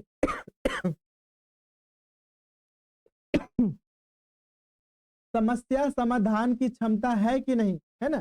क्रिएटिविटी है कि नहीं? ये सारे विशेषताएं हैं किसके? एक लर्नर्स के, ठीक है? चलिए, जब हम पढ़ेंगे तो इसको अच्छे से पढ़ेंगे, ठीक है? उसके बाद हम इंडिविजुअल डिफरेंसेस, व्यक्तिगत भिन्नताएं, मतलब हर जो स्टूडेंट होता है उसकी अपनी अपनी क्षमताएं होती है। तो हर शिक्षार्थी की क्षमता अलग हो सकती है, उनकी रुचि अलग हो सकती है, उनकी बुद्धि अलग हो सकती है, उनकी पृष्ठभूमि भी अलग हो सकता है ना? बैकग्राउंड, उनके सीखने की गति अलग हो सकती है, उनकी शैली अलग अलग हो सकती है ना? तो शिक्षक जो होगा वो उनकी विविधताओं के अनुसार शिक्षण पद्धति उसको अपनाना चाहिए। तो ओवरऑल हम अगर लर्नर्स के बारे में पढ़ रहे हैं, किसके बारे में? लर्नर्स के बारे में पढ़ रहे हैं, लर्नर्स की विशेषताएं पढ़ रहे हैं, तो इसमें हम क्या करेंगे? हम उस लर्नर के हर एक चीजों को, जैसे हमारे जो स्टूडेंट होगा, तो अब हम आप ही लोगों में देख लीजिए, बहुत लोगों का बैकग्राउंड बढ़िया है। बैकग्राउंड इन द सेंस कि वो एजुकेशन में उनका बैकग्राउंड बढ़िया है, सीबीएसई से पढ़ा है, सीबीएसई से पढ़ा है ना? और शुरू से मेहनती है, शुरू से मेहनती है। जब भी उनको पढ़ने का मौका मिला, परिवार उनको फ्रीडम दिया और वो जो सिलेबस है उसको बढ़िया से समझ पाए हैं, है ना? कुछ लोगों को ये सारी सुविधाएं नहीं मिली है तो उनका बैकग्राउंड डिफरेंट हो गया ना? तो ये हमको समझना जरूरी है कि जो मेहनती है, जिनको सब कुछ आ रहा है, जो सब कुछ जान रहे हैं, उनको समझाना आसान है, लेकिन जो नहीं जान रहे हैं उनको समझाना थोड़ा सा कठिन है। तो आपको ऐसा नहीं है कि अगर 20 लोग हैं, 10 लोग इस कैटेगरी में आते हैं, 10 लोग इसमें, तो आप सिर्फ इसी को ध्यान देंगे और इसको छोड़ देंगे, ठीक है। और एक और चीज, वैल्यूएबल चीज बताते हैं आपको, टीचिंग जो होता है ना, उसका उद्देश्य ही होता है कि सबसे जो निम्नतम स्तर के जो बच्चे हों, सबसे निम्नतम स्तर के बच्चों को आसानी से समझाना, यही शिक्षण का मुख्य उद्देश्य होता है। अगर आप एक अच्छे टीचर है तो सबसे जो कम दिमाग के जो बच्चे हैं, वो अगर आपके जो भाषा है, आपकी जो शैली है, उसे समझ गए तो आप क्या हो गए, आप एक बेहतर टीचर हो गए। तो टीचिंग का मतलब ही होता है कि सबसे जो निम्नतम स्तर के जो बच्चे हैं, है ना, उनको आप शिक्षित कर रहे हैं। तो बाकी तो अपने समझ जाएंगे, समझदार है, ठीक है। तो हम वो देख लिए। अब हम देखते हैं फैक्टर अफेक्टिंग टीचिंग, मतलब कौन कौन सा फैक्टर्स है जो टीचिंग को अफेक्ट करता है, टीचिंग को प्रभावित करता है, इसके बारे में देखेंगे। सबसे पहला फैक्टर्स है टीचर रिलेटेड फैक्टर्स, मतलब टीचर के फैक्टर्स भी टीचिंग को प्रभावित करते हैं। जैसे कि अगर हमको इतिहास के बारे में बहुत अच्छे से ज्ञान नहीं है और हम आपको इतिहास पढ़ाने चले गए, हमको टीचिंग एप्टीट्यूड के बारे में नॉलेज नहीं है, और अगर हम आपको पढ़ाने चले गए तो क्या होगा, मेरे पास कॉन्फिडेंस नहीं होगा आपको समझाने के लिए, इससे आप बोर हो जाएंगे। तो ये भी टीचिंग को अफेक्ट करेगा, शिक्षण को अफेक्ट करेगा, ठीक है। अगर आपका कम्युनिकेशन स्किल बढ़िया नहीं है ना, आप अच्छे से कम्युनिकेट नहीं कर पा रहे बच्चों को, आपके पास बहुत सारे नॉलेज है, लेकिन आप बच्चों को समझा नहीं पा रहे हैं, उस भाषा में नहीं समझा रहे जिस भाषा में वो समझना चाहते हैं। अब यहाँ पे 10 बच्चा इंग्लिश मीडियम का रहेगा, 90 बच्चा हिंदी मीडियम का रहेगा, और हम उस 10 बच्चा को फोकस करके, क्योंकि हमारे पास सिर्फ इंग्लिश का ज्ञान है, हम उस इंग्लिश में पढ़ाते, तो 90 बच्चा तो उनका तो खत्म, उनको तो समझ में नहीं आएगा, है ना। तो आपके पास वो कम्युनिकेशन स्किल होना चाहिए जिससे आप टीचिंग को बढ़िया से करा सकते हैं। तो ये भी अफेक्ट करता है, अफेक्टिव टीचिंग के लिए इम्पैक्ट करता है, ठीक है। नेक्स्ट फैक्टर है personality and attitude, personality and attitude.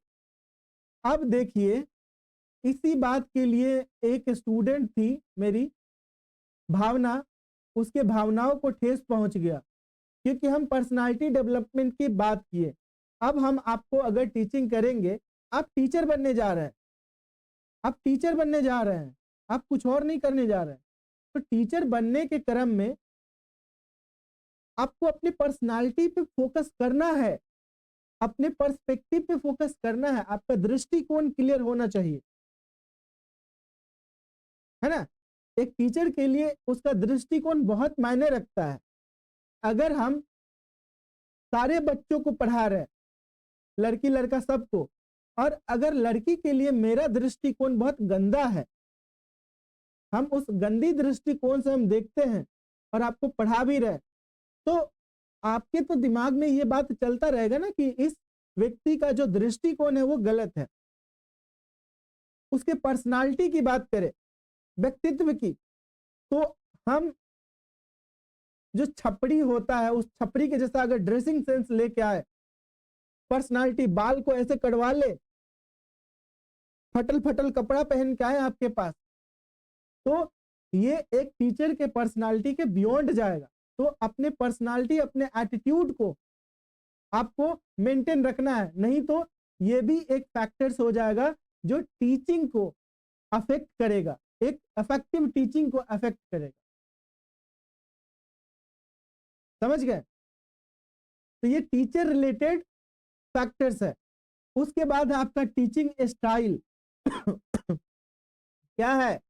आपका टीचिंग स्टाइल, आप लोग कभी ना कभी तो ये जरूर सामना किए होंगे कि एक आध टीचर जरूर अभी तक बचपन से लेकर आया होगा, आता होगा इसे और बैठ जाता होगा और बुक खोल के, हाँ सुनो आज हम आप लोगों को ऐसे ऐसे पढ़ाने वाले हैं, इसमें आपको इधर जाना है, इधर जाना है, और वो कोई मूवमेंट नहीं कर रहा, ना हाथ हिला रहा है, ना सर हिला रहा, ना कुछ भी कर रहा है ना, कोई मूवमेंट नहीं कर रहा है।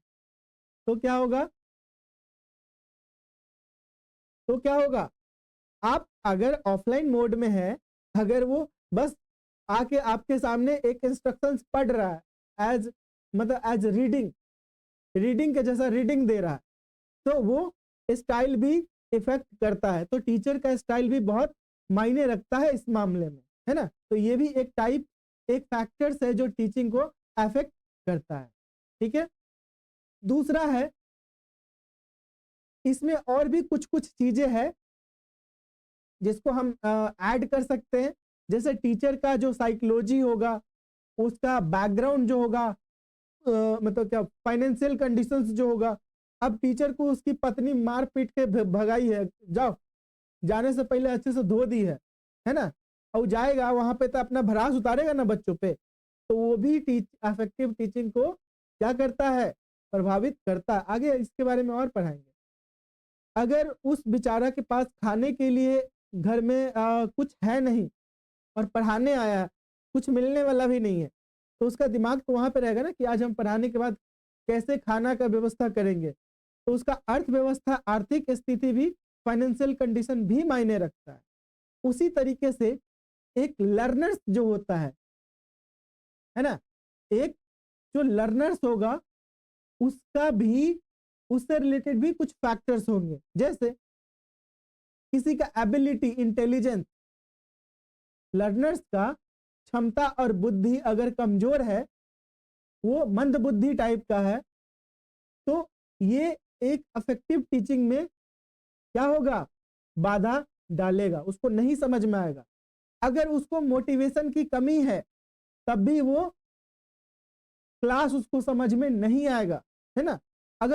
अगर हम आपको टीचिंग पढ़ा रहे हैं और इससे रिलेटेड अगर पहले से आपको बिल्कुल नॉलेज नहीं है, आपको एबीसीडी भी नहीं समझ में आ रहा, तो आपको समझ में आएगा नहीं ना आएगा। तो पूर्व ज्ञान जरूरी है समझने के लिए, है ना। इंडिविजुअल डिफरेंसेस, सबका अलग अलग विशेषताएं होती है, तो आपको उस सबसे निम्नतम स्तर के बच्चों को ध्यान में रख के आपको क्या करना है, पढ़ाना है। उसके अलावा जो छात्र होंगे उनके सामाजिक, आर्थिक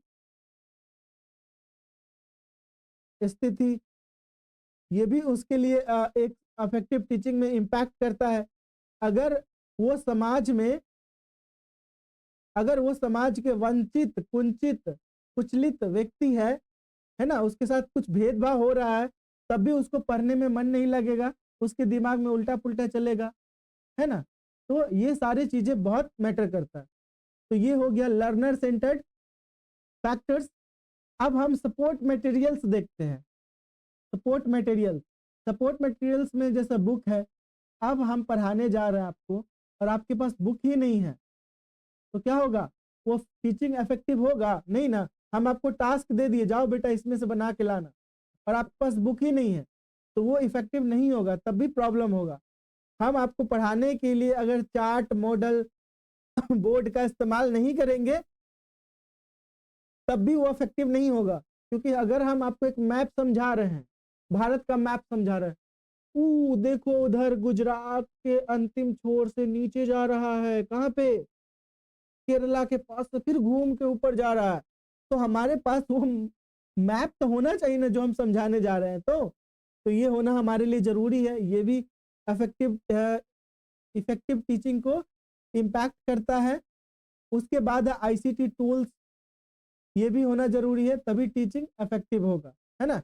उसके बाद है इंस्ट्रक्शनल फैसिलिटीज, मतलब आपके पास लाइब्रेरी होना चाहिए, लैबोरेटरीज होना चाहिए, ताकि आप जो पढ़े हैं उसको आप लैब में प्रैक्टिकल कर पाए, लाइब्रेरी से बुक ले पाए। क्लासरूम का इंफ्रास्ट्रक्चर, जैसे हम आपको पढ़ा रहे हैं और बहुत बारिश हो रही है, और बारिश की वजह से छत पे पानी जम गया, नीचे सीलन आ गया, पानी टप टप आपके ऊपर चू रहा है। तो अगर क्लास का इंफ्रास्ट्रक्चर अच्छा नहीं है, तब भी आपको पढ़ने में मन नहीं लगेगा, डिस्टर्बेंस होगा, है ना। आईसीटी इनेबल क्लासरूम होना चाहिए, मतलब इसमें आईसीटी का इस्तेमाल होना चाहिए, जिससे क्या होगा, एजुकेशन इफेक्टिव होगा, है ना। तो ये इंपॉर्टेंट है।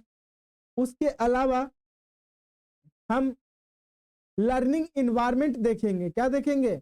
Learning environment. ये भी इफेक्टिव टीचिंग के लिए जिम्मेदार है, जिसमें एक बच्चे को डिसिप्लिन मेंटेन करना बहुत जरूरी है। हम बार बार यही समझा रहे हैं कि आप इनडिसिप्लिन अगर हो जाएंगे क्लास में, सब पढ़ रहा है और आप भजर भजर करके बातें कर रहे हैं, कभी कुछ करे कभी कुछ करे, तो आप इनडिसिप्लिन हो गए ना। तो ये भी इम्पैक्ट करता है एक इफेक्टिव टीचिंग को।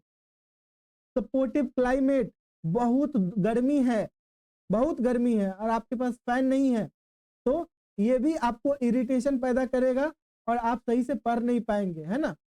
ये भी इम्पैक्ट करता है। टीचर स्टूडेंट रिलेशनशिप, अगर टीचर स्टूडेंट को पसंद नहीं करता है, अगर उनके बीच में एक अच्छा रिलेशनशिप नहीं है, बच्चे, टीचर अपने स्टूडेंट से नफरत कर रहे हैं और उसको डांट रहे हैं, मार रहे हैं, पीट रहे हैं, तो क्या होगा, ये भी इम्पैक्ट करेगा एक इफेक्टिव टीचिंग के लिए। ठीक है। उसके बाद है इंस्टीट्यूशनल फैक्टर्स, संस्था संबंधित कारक। इसके अंतर्गत एडमिनिस्ट्रेशन एंड पॉलिसीज की बात आती है। मतलब एक इंस्टीट्यूशंस है, वो एक लिमिटेशन सेट करके रखी है कि आपको 20 मिनट ही पढ़ाना है बच्चों को। कितना मिनट? 20 मिनट ही पढ़ाना है। और आप जो टॉपिक उसको पढ़ाने जा रहे हैं उसके लिए कम से कम 45 मिनट चाहिए। तो क्या होगा, ये भी क्या कर रहा है, इम्पैक्टफुल होगा।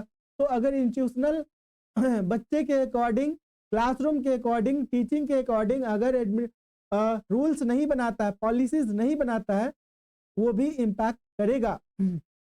इंफ्रास्ट्रक्चर, अभी बताए ना कि क्लास का इंफ्रास्ट्रक्चर अगर सही नहीं है, कॉलेज का रूम का इंफ्रास्ट्रक्चर सही नहीं है, अच्छा बेंच नहीं, अच्छा डेस्क नहीं है, तो वो भी इम्पैक्ट करता है। ठीक है। उसके अलावा मैनेजमेंट सपोर्ट, मतलब मैनेजमेंट का सपोर्ट होना चाहिए, ताकि एक मतलब जब भी कोई सीन क्रिएट हो क्लास में तो आसानी से उसको सॉल्व कर दिया जाए। समझ गए? तो ये सारे चीजें क्या करते हैं, इफेक्ट करते हैं एक अफेक्टिव टीचिंग को। ठीक है, ये देख लिए।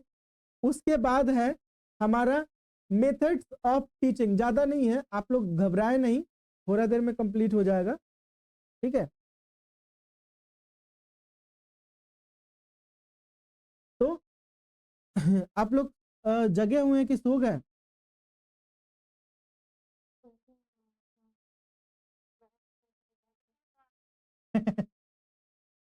सबके मुंह से नहीं आवाज आया, मतलब बहुत लोग सो गए इसमें।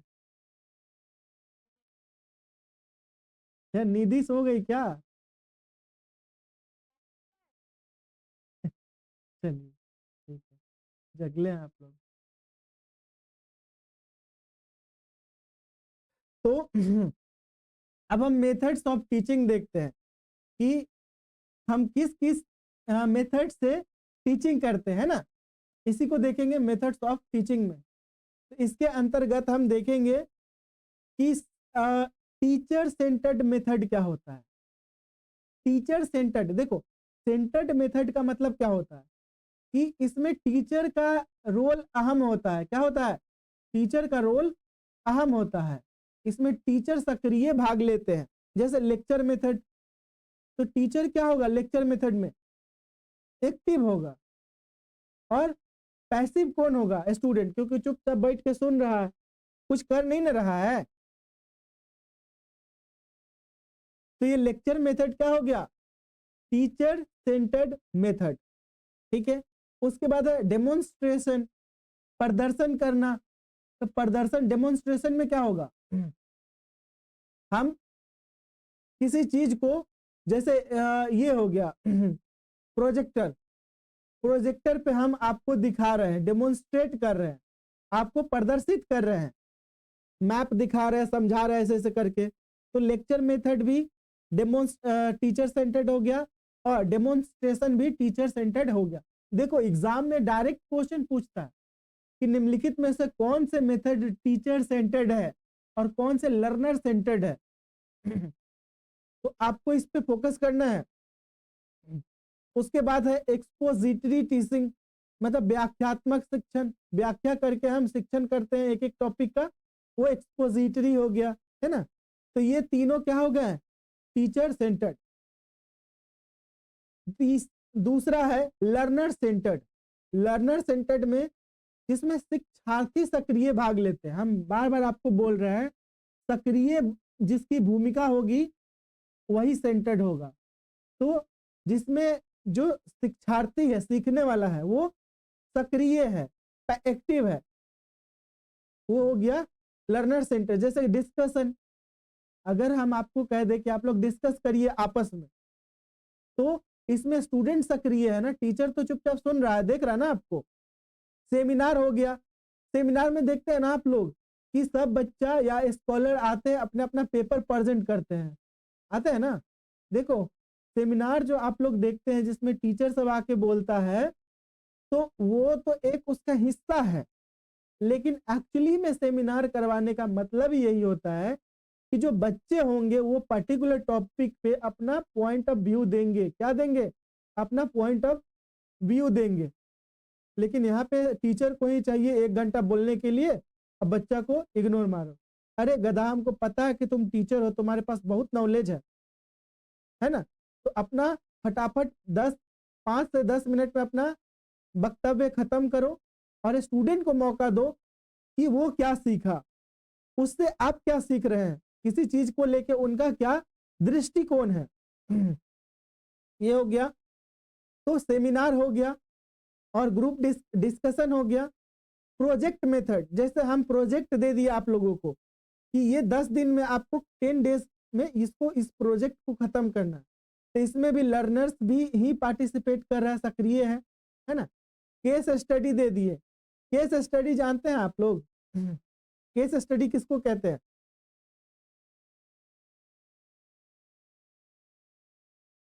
केस स्टडी का मतलब होता है, अगर हम आपको टास्क दे दे कि वहां पे जो एक्सीडेंट हुआ है, कहीं पे एक एक्सीडेंट हुआ है, एक्सीडेंट सही है ना, इस एक्सीडेंट मतलब इसका केस स्टडी करो। आप क्या करो, केस स्टडी करो। तो केस स्टडी या किसी टॉपिक पे अगर हम केस स्टडी करने के लिए कहेंगे, कोई युद्ध हो गया उस पर केस स्टडी करने के लिए कहेंगे, तो क्या होगा, आप उसके कारण को रिसर्च करेंगे, उसके परिणाम को रिसर्च करेंगे, है ना। तो ये सब एक केस स्टडी का टाइप है, ठीक है। प्रॉब्लम सॉल्विंग, प्रॉब्लम सॉल्विंग जो मेथड होगा वो भी लर्नर सेंटर्ड होगा। हम आपको एक प्रॉब्लम दे देंगे और आप उसको सॉल्व करेंगे। उसके बाद है कोलैबोरेटिव लर्निंग, मतलब आप 2-3 लोगों को आपस में सहयोग करके किसी पर्टिकुलर टॉपिक को सीखना है। तो ये सब क्या किस टाइप का कौन सा सेंटर्ड मेथड है, लर्नर सेंटर्ड मेथड, ठीक है। चलिए अब हम देखते हैं offline method. Teacher centred, learner centred देख लिए, हम ऑफलाइन मेथड देखते हैं। ऑफलाइन मेथड में हम क्या करते हैं, क्लासरूम टीचिंग करते हैं, तो क्लासरूम में पढ़ाते हैं, उसको हम ऑफलाइन बोलते हैं, है ना। हम प्रिंटेड मटेरियल देते हैं, क्या देते हैं, आपको बुक देते हैं और बुक पढ़वाते हैं, वो भी ऑफलाइन टीचिंग हो गया, है ना। ऑफलाइन मेथड्स हो गया। उसके बाद लैब या वर्कशॉप में आपको करवाते हैं, वो भी ऑफलाइन हो गया। ऑनलाइन ऑफलाइन तो जानते ही होंगे आप लोग, है ना। तो ये ऑफलाइन हो गया। ऑनलाइन मेथड्स आजकल बहुत वो है, फेमस है, जिसमें हम ऑनलाइन मेथड्स ऑफ टीचिंग में हम स्वयं से, मतलब ये स्वयं जो है ना और स्वयं प्रभा, इसमें कुछ कोर्स होते हैं स्वयं पे, आप उस स्वयं के कोर्स पे इनरोल कर लीजिए और रिकॉर्डेड लेक्चर आपको मिल जाएगा, आप उसको मस्त देख लीजिए और एक टेस्ट दीजिएगा और टेस्ट में जो आप स्कोर करेंगे उसमें एक पास मार्क्स होता है, पास करेंगे तो आपको एक सर्टिफिकेट दे दिया जाएगा। तो ये ऑनलाइन लर्निंग हो गया, क्या हो गया, ऑनलाइन मेथड्स हो गया पढ़ने का। मूक्स हो गया, ये इसी का हिस्सा है, ठीक है। वर्चुअल क्लासरूम हो गया, वर्चुअल क्लासरूम जैसे अभी हम आपको पढ़ा रहे हैं, ये वर्चुअल क्लासरूम हो गया, वेबिनार हो गया, सेमिनार। सेमिनार जो होता है वो ऑफलाइन होता है, सेमिनार जो होता है वो ऑफलाइन होता है। और यही सेमिनार जब हम ऑनलाइन माध्यम से करते हैं, 200-500 आदमी ज्वाइन करते हैं और हम एक एक करके अपना पेपर प्रस्तुत करते हैं ऑनलाइन, वो वेबिनार हो गया। समझ गए? तो सेमिनार वेबिनार में का मतलब समझ गए आप लोग? समझे कि नहीं? हाँ, चलिए देखिए, एक एक इंटरेस्टिंग चीज आपको बताएंगे अभी हम कि क्यों कहा जाता है कि जो मास्टर्स कर लिया है वही मास्टर्स वाला को पढ़ाएगा, जो ग्रेजुएट हो चुका है वही ग्रेजुएशन को पढ़ाएगा, है ना। 10th वाला ग्रेजुएशन को नहीं पढ़ा पाएगा, लेकिन अगर 10th वाला चाहे तो पढ़ा सकता है, लेकिन 10th वाला उस पर्टिकुलर टॉपिक को पढ़ के समझ के आपको पढ़ा देगा। लेकिन जो मास्टर्स पास कर चुका है वो मास्टर्स में होने वाले सभी प्रोसेस को झेल चुका है। क्या कर चुका है? सभी प्रोसेस को झेल चुका है, खुद से रियल लाइफ एक्सपीरियंस कर चुका है। और जब वो एक्सपीरियंस कर चुका होगा तो उस अनुभव के आधार पर आपको सजेशन देगा और आपको पढ़ाएगा। समझ रहे हैं? लेकिन जो मैट्रिक वाला होगा वो आपको कैसे पढ़ाएगा? आप यहीं से समझिए, आज हमारे जो सोशल मीडिया है उस पे क्या हो रहा है आप इमेजिन भी नहीं कर सकते हैं। यहाँ पे इतने ज्ञानी ज्ञानी पैदा हो गए हैं इतने ज्ञानी पैदा हो गए हैं, जो ग्रेजुएट है, अपने ग्रेजुएट है, वो मास्टर्स वाला को नॉलेज दे रहा है, ज्ञान दे रहा है, मास्टर वाला को नॉलेज दे रहा है। जो खुद कुछ नहीं जानता है, हेल्थ टिप्स के बारे में उसको कुछ नहीं पता है, और वो डॉक्टर के जैसा बताता है कि आप थोड़ा सा ये ले लीजिए, थोड़ा सा चूना ले लीजिए, थोड़ा सा नमक ले लीजिए, थोड़ा सा नींबू ले लीजिए और घोल के लगा लेंगे तो आप क्या बन जाएंगे? गोरा बन जाएंगे। जबकि वो आयुर्वेदिक डॉक्टर भी नहीं है, BA HMS भी नहीं कर रखा है वो, तब भी वो ऐसे कर रहा है। जो हेल्थ एक्सपर्ट नहीं है वो हेल्थ का ज्ञान दे रहा है, जो डाइट स्पेशलिस्ट नहीं है वो डाइट का ज्ञान दे रहा है, जो मेडिसिन के बारे में नहीं जानता वो मेडिसिन का ज्ञान दे रहा है, जो टीचिंग के बारे में कुछ नहीं जानता है वो बच्चों को पढ़ा रहा है ऑनलाइन। अब आप बताओ, इतनी इतनी सब बुतरू टाइप का देखते होंगे ना कि जो जिया सो क्या जिया, जो किया सो क्या किया, और वो 9th-10th के बच्चों को पढ़ा रहा है। अब बताओ उससे पढ़ने वाले बच्चे कितने बेवकूफ होंगे, है ना। ये तो खुद 9th-10th तक पहुंचा नहीं, 9th-10th के क्वेश्चंस को सॉल्व कर लेने से आप टीचर नहीं हो जाएंगे। समझ रहे हैं? 9th-10th के, ग्रेजुएशन के, PG के, नेट के क्वेश्चन सॉल्व कर लेने से आप प्रोफेसर नहीं बन जाएंगे, टीचर नहीं बन जाएंगे। आप जब उस फेज से होके गुजरेंगे तो आप उसके वास्तविकता को समझेंगे, जब उसके आप रियलिटी को समझेंगे उसके अनुसार आप ज्ञान देंगे। तो यूट्यूब पे और जो सोशल मीडिया पे जो ज्ञान देने वाले लोग होते हैं वो तो हद ही पार कर चुके हैं आज के जनरेशन में। आपको पता होगा चाइना इस चीज पे बैन कर दिया है, बैन लगा दिया है। मतलब जो जिस फील्ड के एक्सपर्ट होगा वही उस फील्ड के बारे में ज्ञान दे सकता है। मुजरा उजरा करने वाला को छोड़ दीजिए, उसमें एक्सपर्टीज का जरूरत नहीं है। लेकिन अगर आप डाइटिशियन है, डाइटिशियन का कोर्स कर रखे हैं, तभी आप डाइट के बारे में ज्ञान दे सकते हैं। आप आयुर्वेदा के बारे में पढ़ चुके हैं, तभी आप आयुर्वेदा का ज्ञान दे सकते हैं सोशल मीडिया पे। भारत में भी मेरे को लगता है बंद होना चाहिए, ताकि जो हमारे लोग हैं वो गलत रास्तों पे जाने से बचे।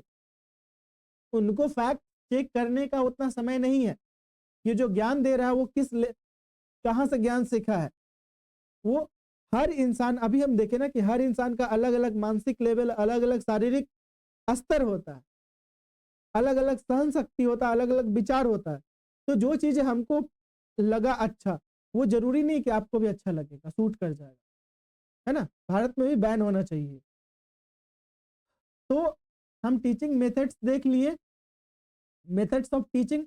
अब हम देखेंगे कि टीचिंग सपोर्ट सिस्टम, टीचिंग को सपोर्ट करने वाले कुछ सिस्टम्स होते हैं, उसके कुछ टीचिंग को जो सपोर्ट करने वाले सिस्टम होते हैं उसके बारे में हम अध्ययन करेंगे। जैसे अगर हम टीचिंग को ट्रेडिशनल मेथड से पढ़ा रहे हैं, ट्रेडिशनल टीचिंग कर रहे हैं, तो उसके लिए हमको ब्लैक बोर्ड या चॉक बोर्ड होना ही चाहिए, है ना। हमारे पास बुक होना चाहिए, तभी हम पढ़ा पाएंगे। हमारे पास चार्ट और मॉडल्स होना चाहिए, हम लेक्चर पद्धति के बारे में हमको पता होना चाहिए, है ना। तो ये टीचिंग को सपोर्ट करने वाला सिस्टम है। ट्रेडिशनल टीचिंग को सपोर्ट करने वाला 4, black board, text book, chart या मॉडल्स और लेक्चर माध्यम, है ना। तभी हम ट्रेडिशनल मेथड को सपोर्ट कर पाएंगे। दूसरा हमारा modern teaching, modern support system, मतलब मॉडर्न जो टीचिंग मेथड्स है वो कैसे होता है।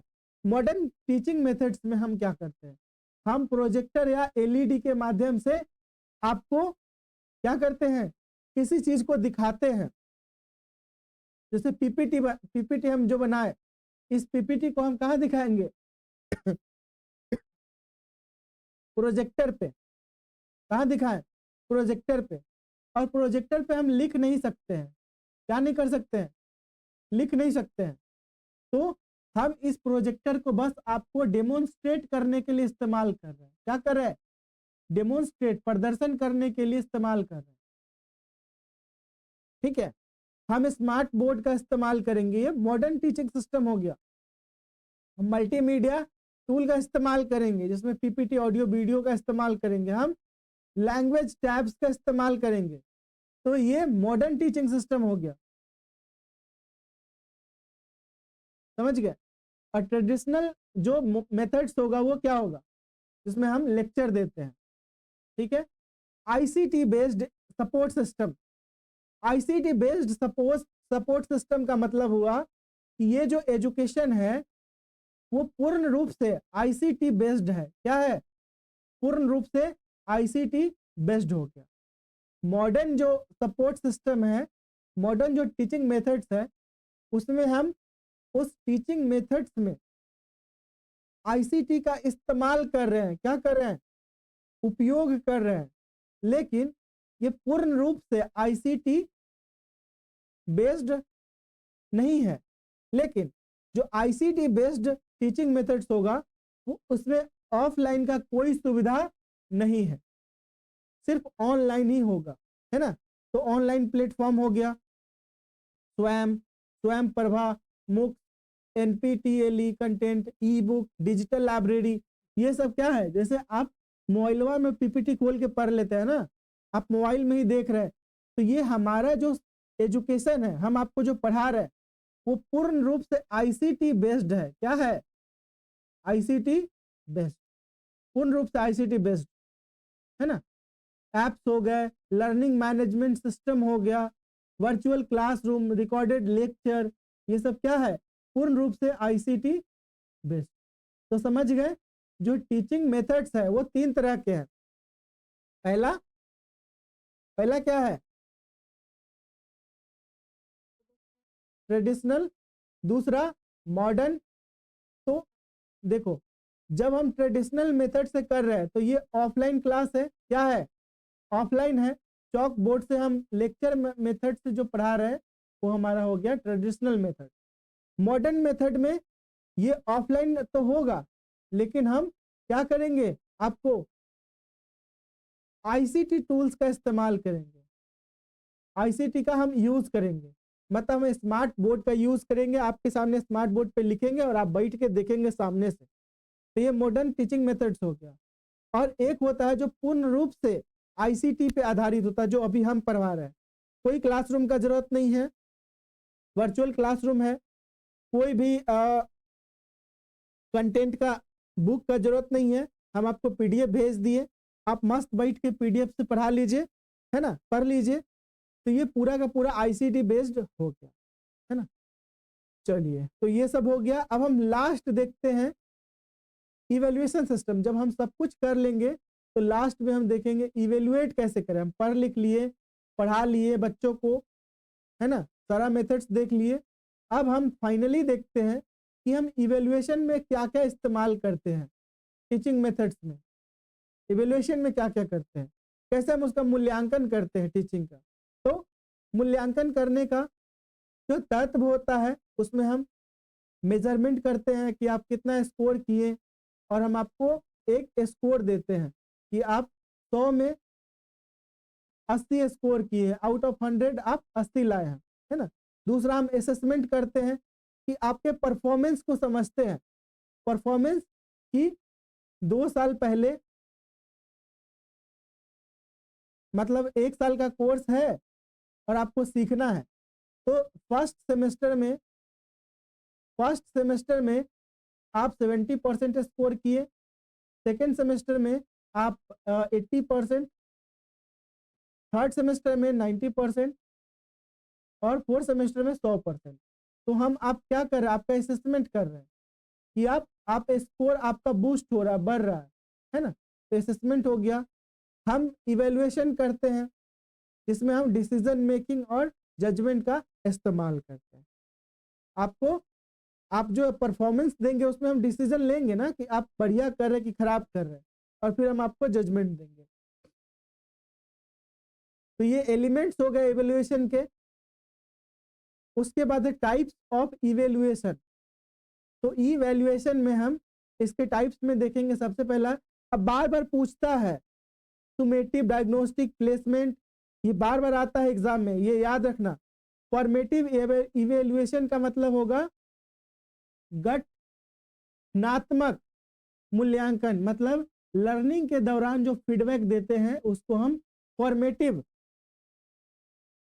इवेल्युएशन कहते हैं। जैसे अभी आपसे हम कोई क्वेश्चन पूछेंगे, आप आंसर देंगे, तो वो किस टाइप का इवेल्युएशन होगा, किस टाइप का इवेल्युएशन होगा, फॉर्मेटिव इवेल्युएशन। हाँ, ठीक है। चलिए, लेकिन अगर हम पूरा पढ़ा दिए आपको, और पूरा पढ़ाने के बाद जब सेमेस्टर खत्म हो गया और आपसे हम टेस्ट ले लेंगे, है ना, या फाइनल एग्जाम खत्म हो जाएगा उसके बाद जो टेस्ट लेंगे, और फिर हम आपको रिजल्ट देंगे, तो वो क्या कहलाएगा,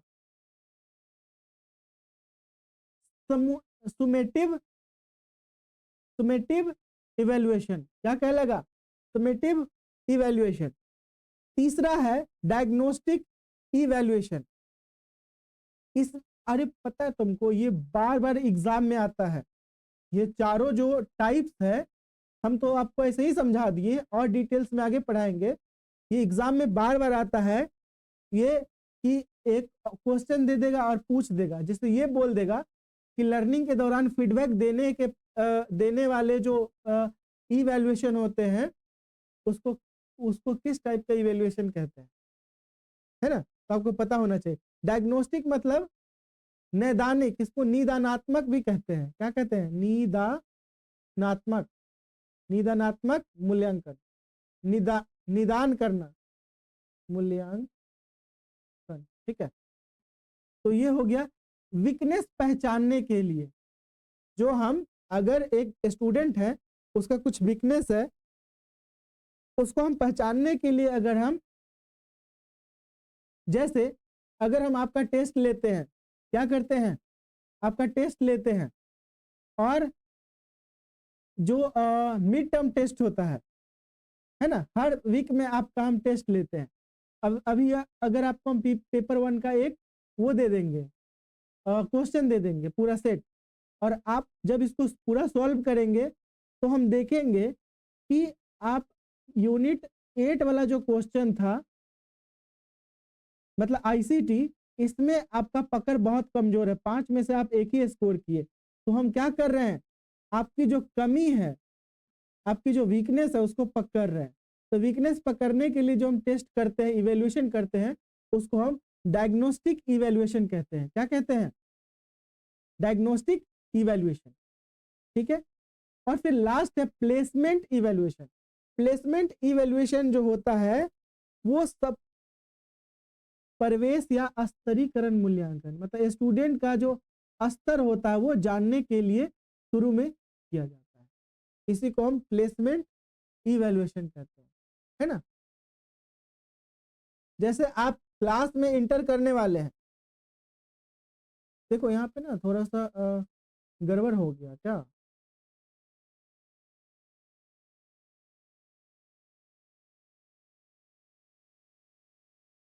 हाँ, लेकिन ये अच्छा, इसको आप रहने दीजिए, प्लेसमेंट वाला को।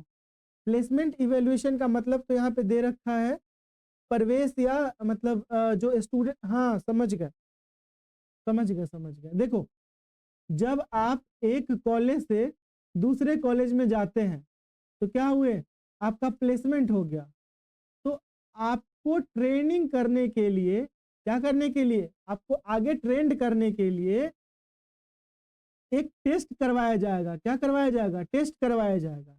इसी को प्लेसमेंट इवैल्यूएशन कहते हैं। क्या कहते हैं, प्लेसमेंट इवैल्यूएशन। जिससे पता चलता है कि आप जो सीख के आए हैं उसमें आपका स्तर क्या है, आप किस लेवल का एजुकेशन अभी तक ग्रहण करके आए हैं। इसी को प्लेसमेंट इवैल्यूएशन कहते हैं। तो हम टाइप्स ऑफ इवैल्यूएशन भी देख लिए। उसके बाद हम देखेंगे कि सीबीसीएस जो आजकल हमारा जो एनईपी 2020 आया, एनईपी 2020 लागू हुआ, इसमें सीबीसीएस सिलेबस लागू हुआ। CBCS choice based credit system, है ना। इसमें क्रेडिट बेस्ड कोर्स हो गया। इसमें हर सेमेस्टर में आपको 2 टेस्ट होता है, इंटरनल एग्जाम होता है ना। ये सिस्टम दे दिया। इंटरनल एक्सटर्नल इवैल्यूएशन किया जाता है। फ्लेक्सिबिलिटी दिया जाता है कि आपको क्या लेना है क्या नहीं लेना है। पहले नहीं ना था, अब आपको देखेंगे EC1 और EC2 2 देता है चुनने के लिए। आप जो चाहे वो दोनों में से 4-5 ऑप्शन देता है, वो चुन सकते हैं। यूजी में भी देता है ऑप्शन। सीबीटी क्या होता है जानते होंगे, कंप्यूटर बेस्ड टेस्ट होता है। ऑनलाइन एग्जाम हम लोग जो देते हैं और ऑटोमेटिकली स्कोर कर देता है और आसानी से जल्दी रिजल्ट दे देता है और ऑब्जेक्टिव टाइप क्वेश्चन होता है ना। सीबीटी में कभी आप सब्जेक्टिव क्वेश्चन देखे हैं क्या?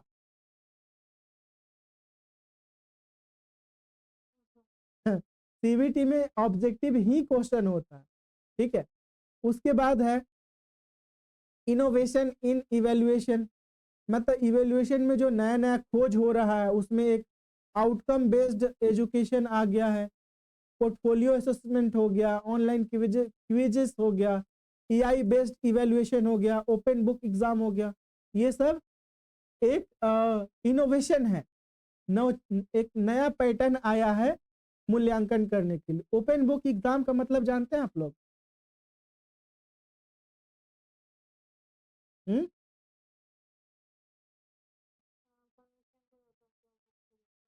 ओपन बुक एग्जाम में आपको एग्जाम में बुक ले जाने देता है। क्या करता है, एग्जाम में बुक ले जाने देता है और वो बुक लिमिटेड होता है। जैसे टेक्स्ट बुक होगा जो गवर्नमेंट के द्वारा इशू किया गया होगा, वही टेक्स्ट बुक लेके जाने का ऑप्शन देता है, या जो एक लिमिटेड बुक होगा उसके बारे में कहा होगा वही लेके आपको जाने देगा।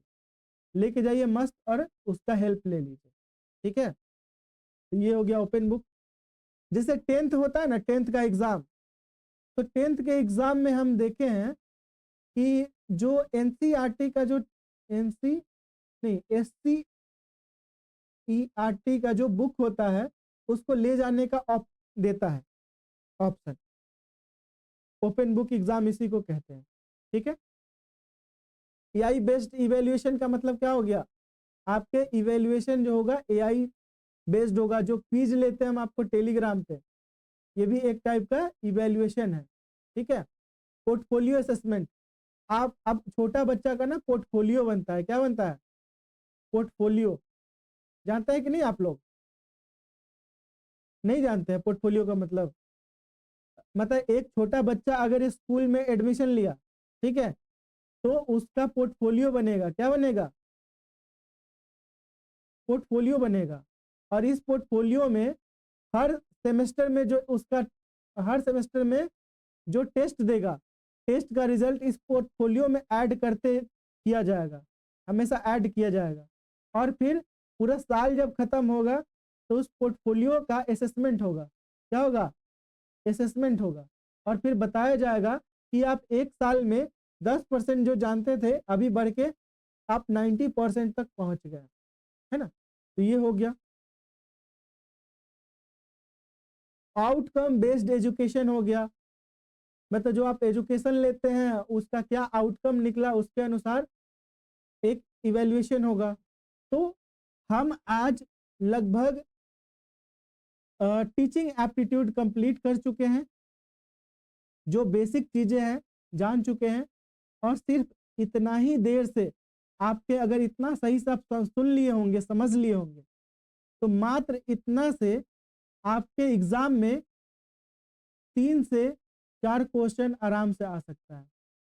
3-4 तो नहीं, लेकिन 2 से 3 क्वेश्चन आप इतना से स्कोर कर पाएंगे रिसर्च का, टीचिंग एप्टीट्यूड का, मात्र इतना से।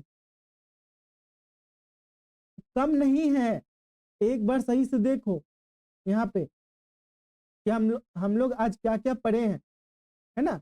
सबसे पहले तो हम इस टीचिंग का कॉन्सेप्ट देखे, इसके ऑब्जेक्टिव को देखे, इसके लेवल्स ऑफ टीचिंग को देखे, है ना, इसके कैरेक्टरिस्टिक्स को देखे, विशेषता को देखे, और बेसिक रिक्वायरमेंट जो होता है इफेक्टिव टीचिंग के लिए उसको देखे। लर्नर्स का कैरेक्टरिस्टिक्स जान पाए हम, उसके विशेषताओं के प्रकार को भी हम जान पाए, है ना। उसके बाद कुछ जो फैक्टर्स होते हैं जो टीचिंग को अफेक्ट करते हैं, ये भी हम जान पाए। उसके बाद हम टीचिंग मेथड जान पाए, ये सारा मेथड के बारे में आपको बताए, है ना। उसके बाद हम आपको इस टीचिंग सपोर्ट सिस्टम के बारे में बताएं कि कौन कौन सा हम मॉडल का इस्तेमाल करते हैं। फिर हम आपको इवेल्युएशन बताएं, इवेल्युएशन सिस्टम, जिसमें हम आपको elements of evaluation, types of evaluation और ये बाकी चीजें आपको हम बताएं। तो इससे रिलेटेड एक फटाफट 4-5 क्वेश्चन है, इसको बना लीजिए, उसके बाद आप लोगों का छुट्टी। ठीक है, चलिए। तो पहला क्वेश्चन है, रिफ्लेक्टिव लेवल ऑफ टीचिंग का आवश्यक घटक क्या होता है? What is essential component of reflective level of teaching? सबसे पहले आदत का निर्माण करना, तुरंत याद करना, समस्या व परिकल्पना जांचना, या निश्चित शिक्षण स्टेप। क्या होगा इसका राइट आंसर? रिफ्लेक्टिव लेवल के बारे में बात कर रहा है। रिफ्लेक्टिव,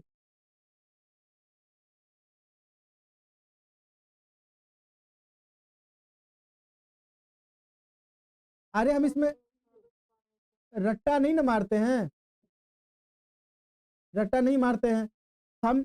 रिफ्लेक्टिव में क्या करते हैं? चिंतन करते हैं, प्रॉब्लम के अनुसार हम देखते हैं। तो समस्या क्या करना है? प्रॉब्लम पहले रेज करेंगे और फिर हम हाइपोथेसिस टेस्टिंग करेंगे, मतलब पीएचडी करेंगे इस पर। समझ गए? तो पीएचडी वाले जो होते हैं वो रिफ्लेक्टिव लेवल में आते हैं। तो इसका राइट आंसर सी होगा। दूसरा का आंसर बताइए, इंडिविजुअल डिफरेंसेस का प्रभाव सबसे अधिक कहाँ दिखाई देता है?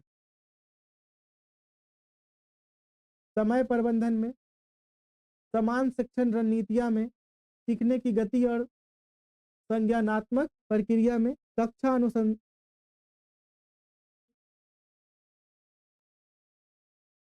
सबसे ज्यादा इसका प्रभाव कहाँ दिखाई देता है? इम्पैक्ट।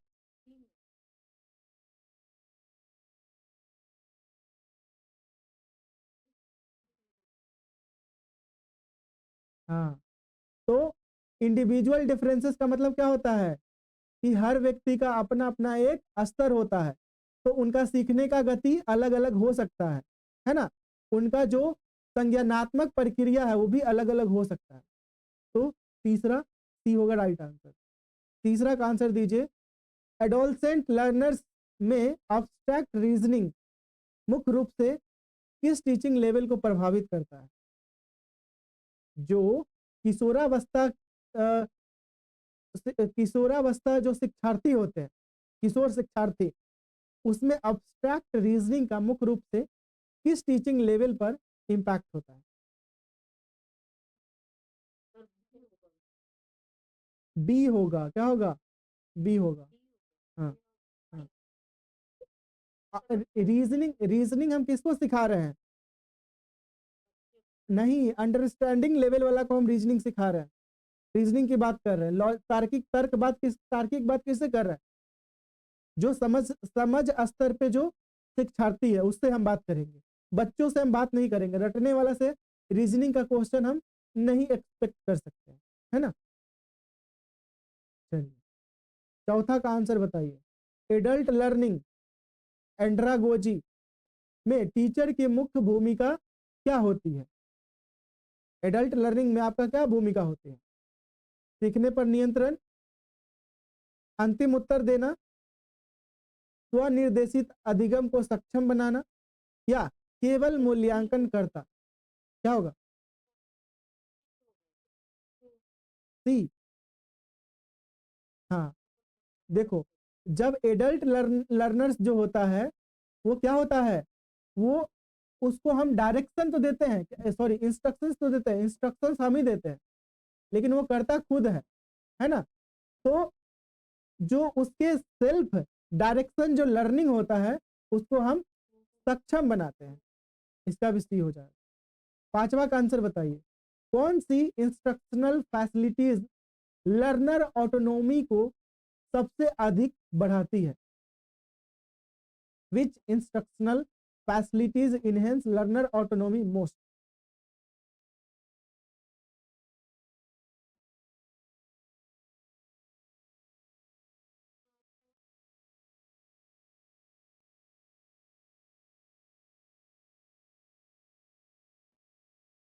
सेल्फ प्लेस्ड कंटेंट मतलब जो लर्निंग मैनेजमेंट सिस्टम होता है जिसमें सेल्फ प्लेस्ड कंटेंट होता है, जिसे जैसे हम मैथ का क्वेश्चन दे दिए प्रैक्टिस करने के लिए, है ना, और आपको क्या करना है, उसको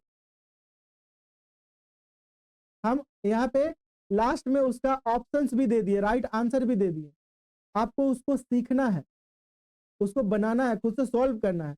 तो ये सबसे ज्यादा ऑटोनोमी मतलब स्वतः स्वतः लर्निंग को, स्वतः सीखने को क्या करता है, ये बढ़ाता है। कौन? एलएमएस, जिसमें सेल्फ प्लेस्ड कंटेंट हो, खुद से सीखने की कंटेंट अवेलेबल हो, है ना। छठा है, टीचर सेंटर्ड मेथड का सबसे मजबूत जस्टिफिकेशन क्या है? What is the strongest justification for teacher centred method? पहला है छात्रों की विविधता, कम समय में सिलेबस पूरा करना, रचनात्मकता बढ़ाना, छात्र प्रश्न पूछने पर छात्र को प्रश्न पूछने को प्रोत्साहित करना।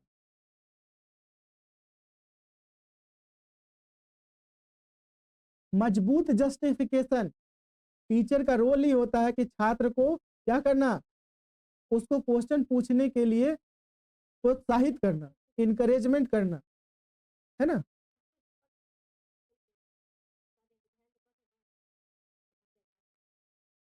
हाँ। तो 7 का बताइए। मुक्स की कौन सी विशेषताएं, अरे हल्ला नहीं करो, माइक ऑफ रखो। मुक्स की कौन सी विशेषताएं उन्हें ऑफलाइन लर्निंग से अलग करती है? मुक्स तो ऑनलाइन लर्निंग है ना, तो ऑफलाइन लर्निंग से क्या अलग करती है इसको?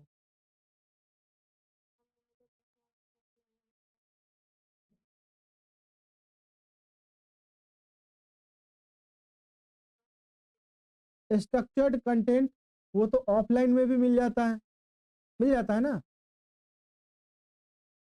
पीयर डिस्कशन वो ऑफलाइन में भी मिल जाता है। समय सारणी फिक्स क्लासरूम शेड्यूल ये भी ऑफलाइन में भी मिल जाता है। लेकिन unlimited enrolment and global access ये नहीं ना मिलेगा। अब ऑफलाइन क्लास में तो एक लिमिटेड होगा ना, 50, 100, 60, अनलिमिटेड तो हम नहीं बैठा सकते हैं ऑफलाइन में। तो यही ऑफलाइन लर्निंग से मुक्त को अलग करती है ना। सीबीसीएस में क्रेडिट किस आधार पर दिए जाते हैं? ये बहुत इंपॉर्टेंट क्वेश्चन। सीबीसीएस में क्रेडिट किस आधार पर दिए जाते हैं? छात्र का प्रदर्शन, साप्ताहिक शिक्षण घंटे, शिक्षक फीडबैक और संस्थागत नीति। स्टूडेंट के परफॉर्मेंस के आधार पर यहाँ पे उनको क्रेडिट दिया जाता है। ठीक है, चलिए। 9वां है कंप्यूटर बेस्ड टेस्टिंग की सबसे अधिक उद्धृत की जाने वाली लिमिटेशन कौन सी है? Which is the most commonly cited limitation of CBP?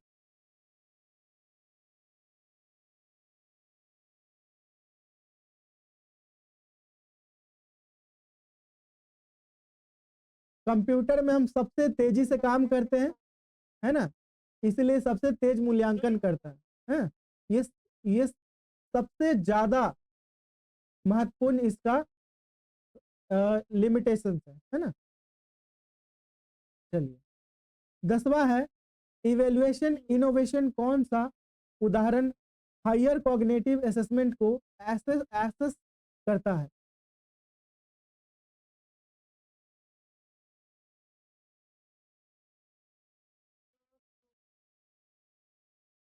Closed book, ये नहीं होगा। रैंडम ऑनलाइन क्विज, ये भी नहीं होगा, है ना। उपस्थिति आधारित मूल्यांकन, ये भी नहीं होगा। ओपन बुक एनालिटिकल असेसमेंट, ये हो, है ना। अब चलिए मान लेते हैं आपको एक बुक दे दिया गया। चलो हम ना, एक बुक है जो 500 पेज का है। कितने पेज का? 500 पेज का 3 बुक है। 3 बुक्स दे दिए और ये 500 पेज पढ़ने के लिए आपको 6 मंथ दे दिया गया। कितना? 6 मंथ। ठीक है, और ये आपको फैक्चुअल बुक दिया गया है। क्या दिया गया है? फैक्ट बेस्ड बुक दिया गया है। लेकिन अगर हम एनालिटिकल टेस्ट लेते हैं, असेसमेंट करते हैं, एनालिटिकल असेसमेंट करते हैं, तो क्वेश्चन का जो कुछ कुछ फैक्ट तो इसी बुक से आएंगे ना, लेकिन हम क्वेश्चन हम अपना से देंगे। कुछ कुछ फैक्ट आप देख के, इस बुक को देख के आप हेल्प लेके आप इसका आंसर लिख सकते हैं। ऐसा ही होता है ओपन बुक एग्जाम। मतलब आपको बुक तो मिलेगा, लेकिन टाइम आपको लिमिटेड मिलेगा। टाइम क्या होगा?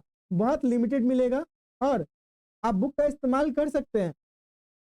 और ये ऑब्जेक्टिव नहीं होगा टेस्ट। क्या?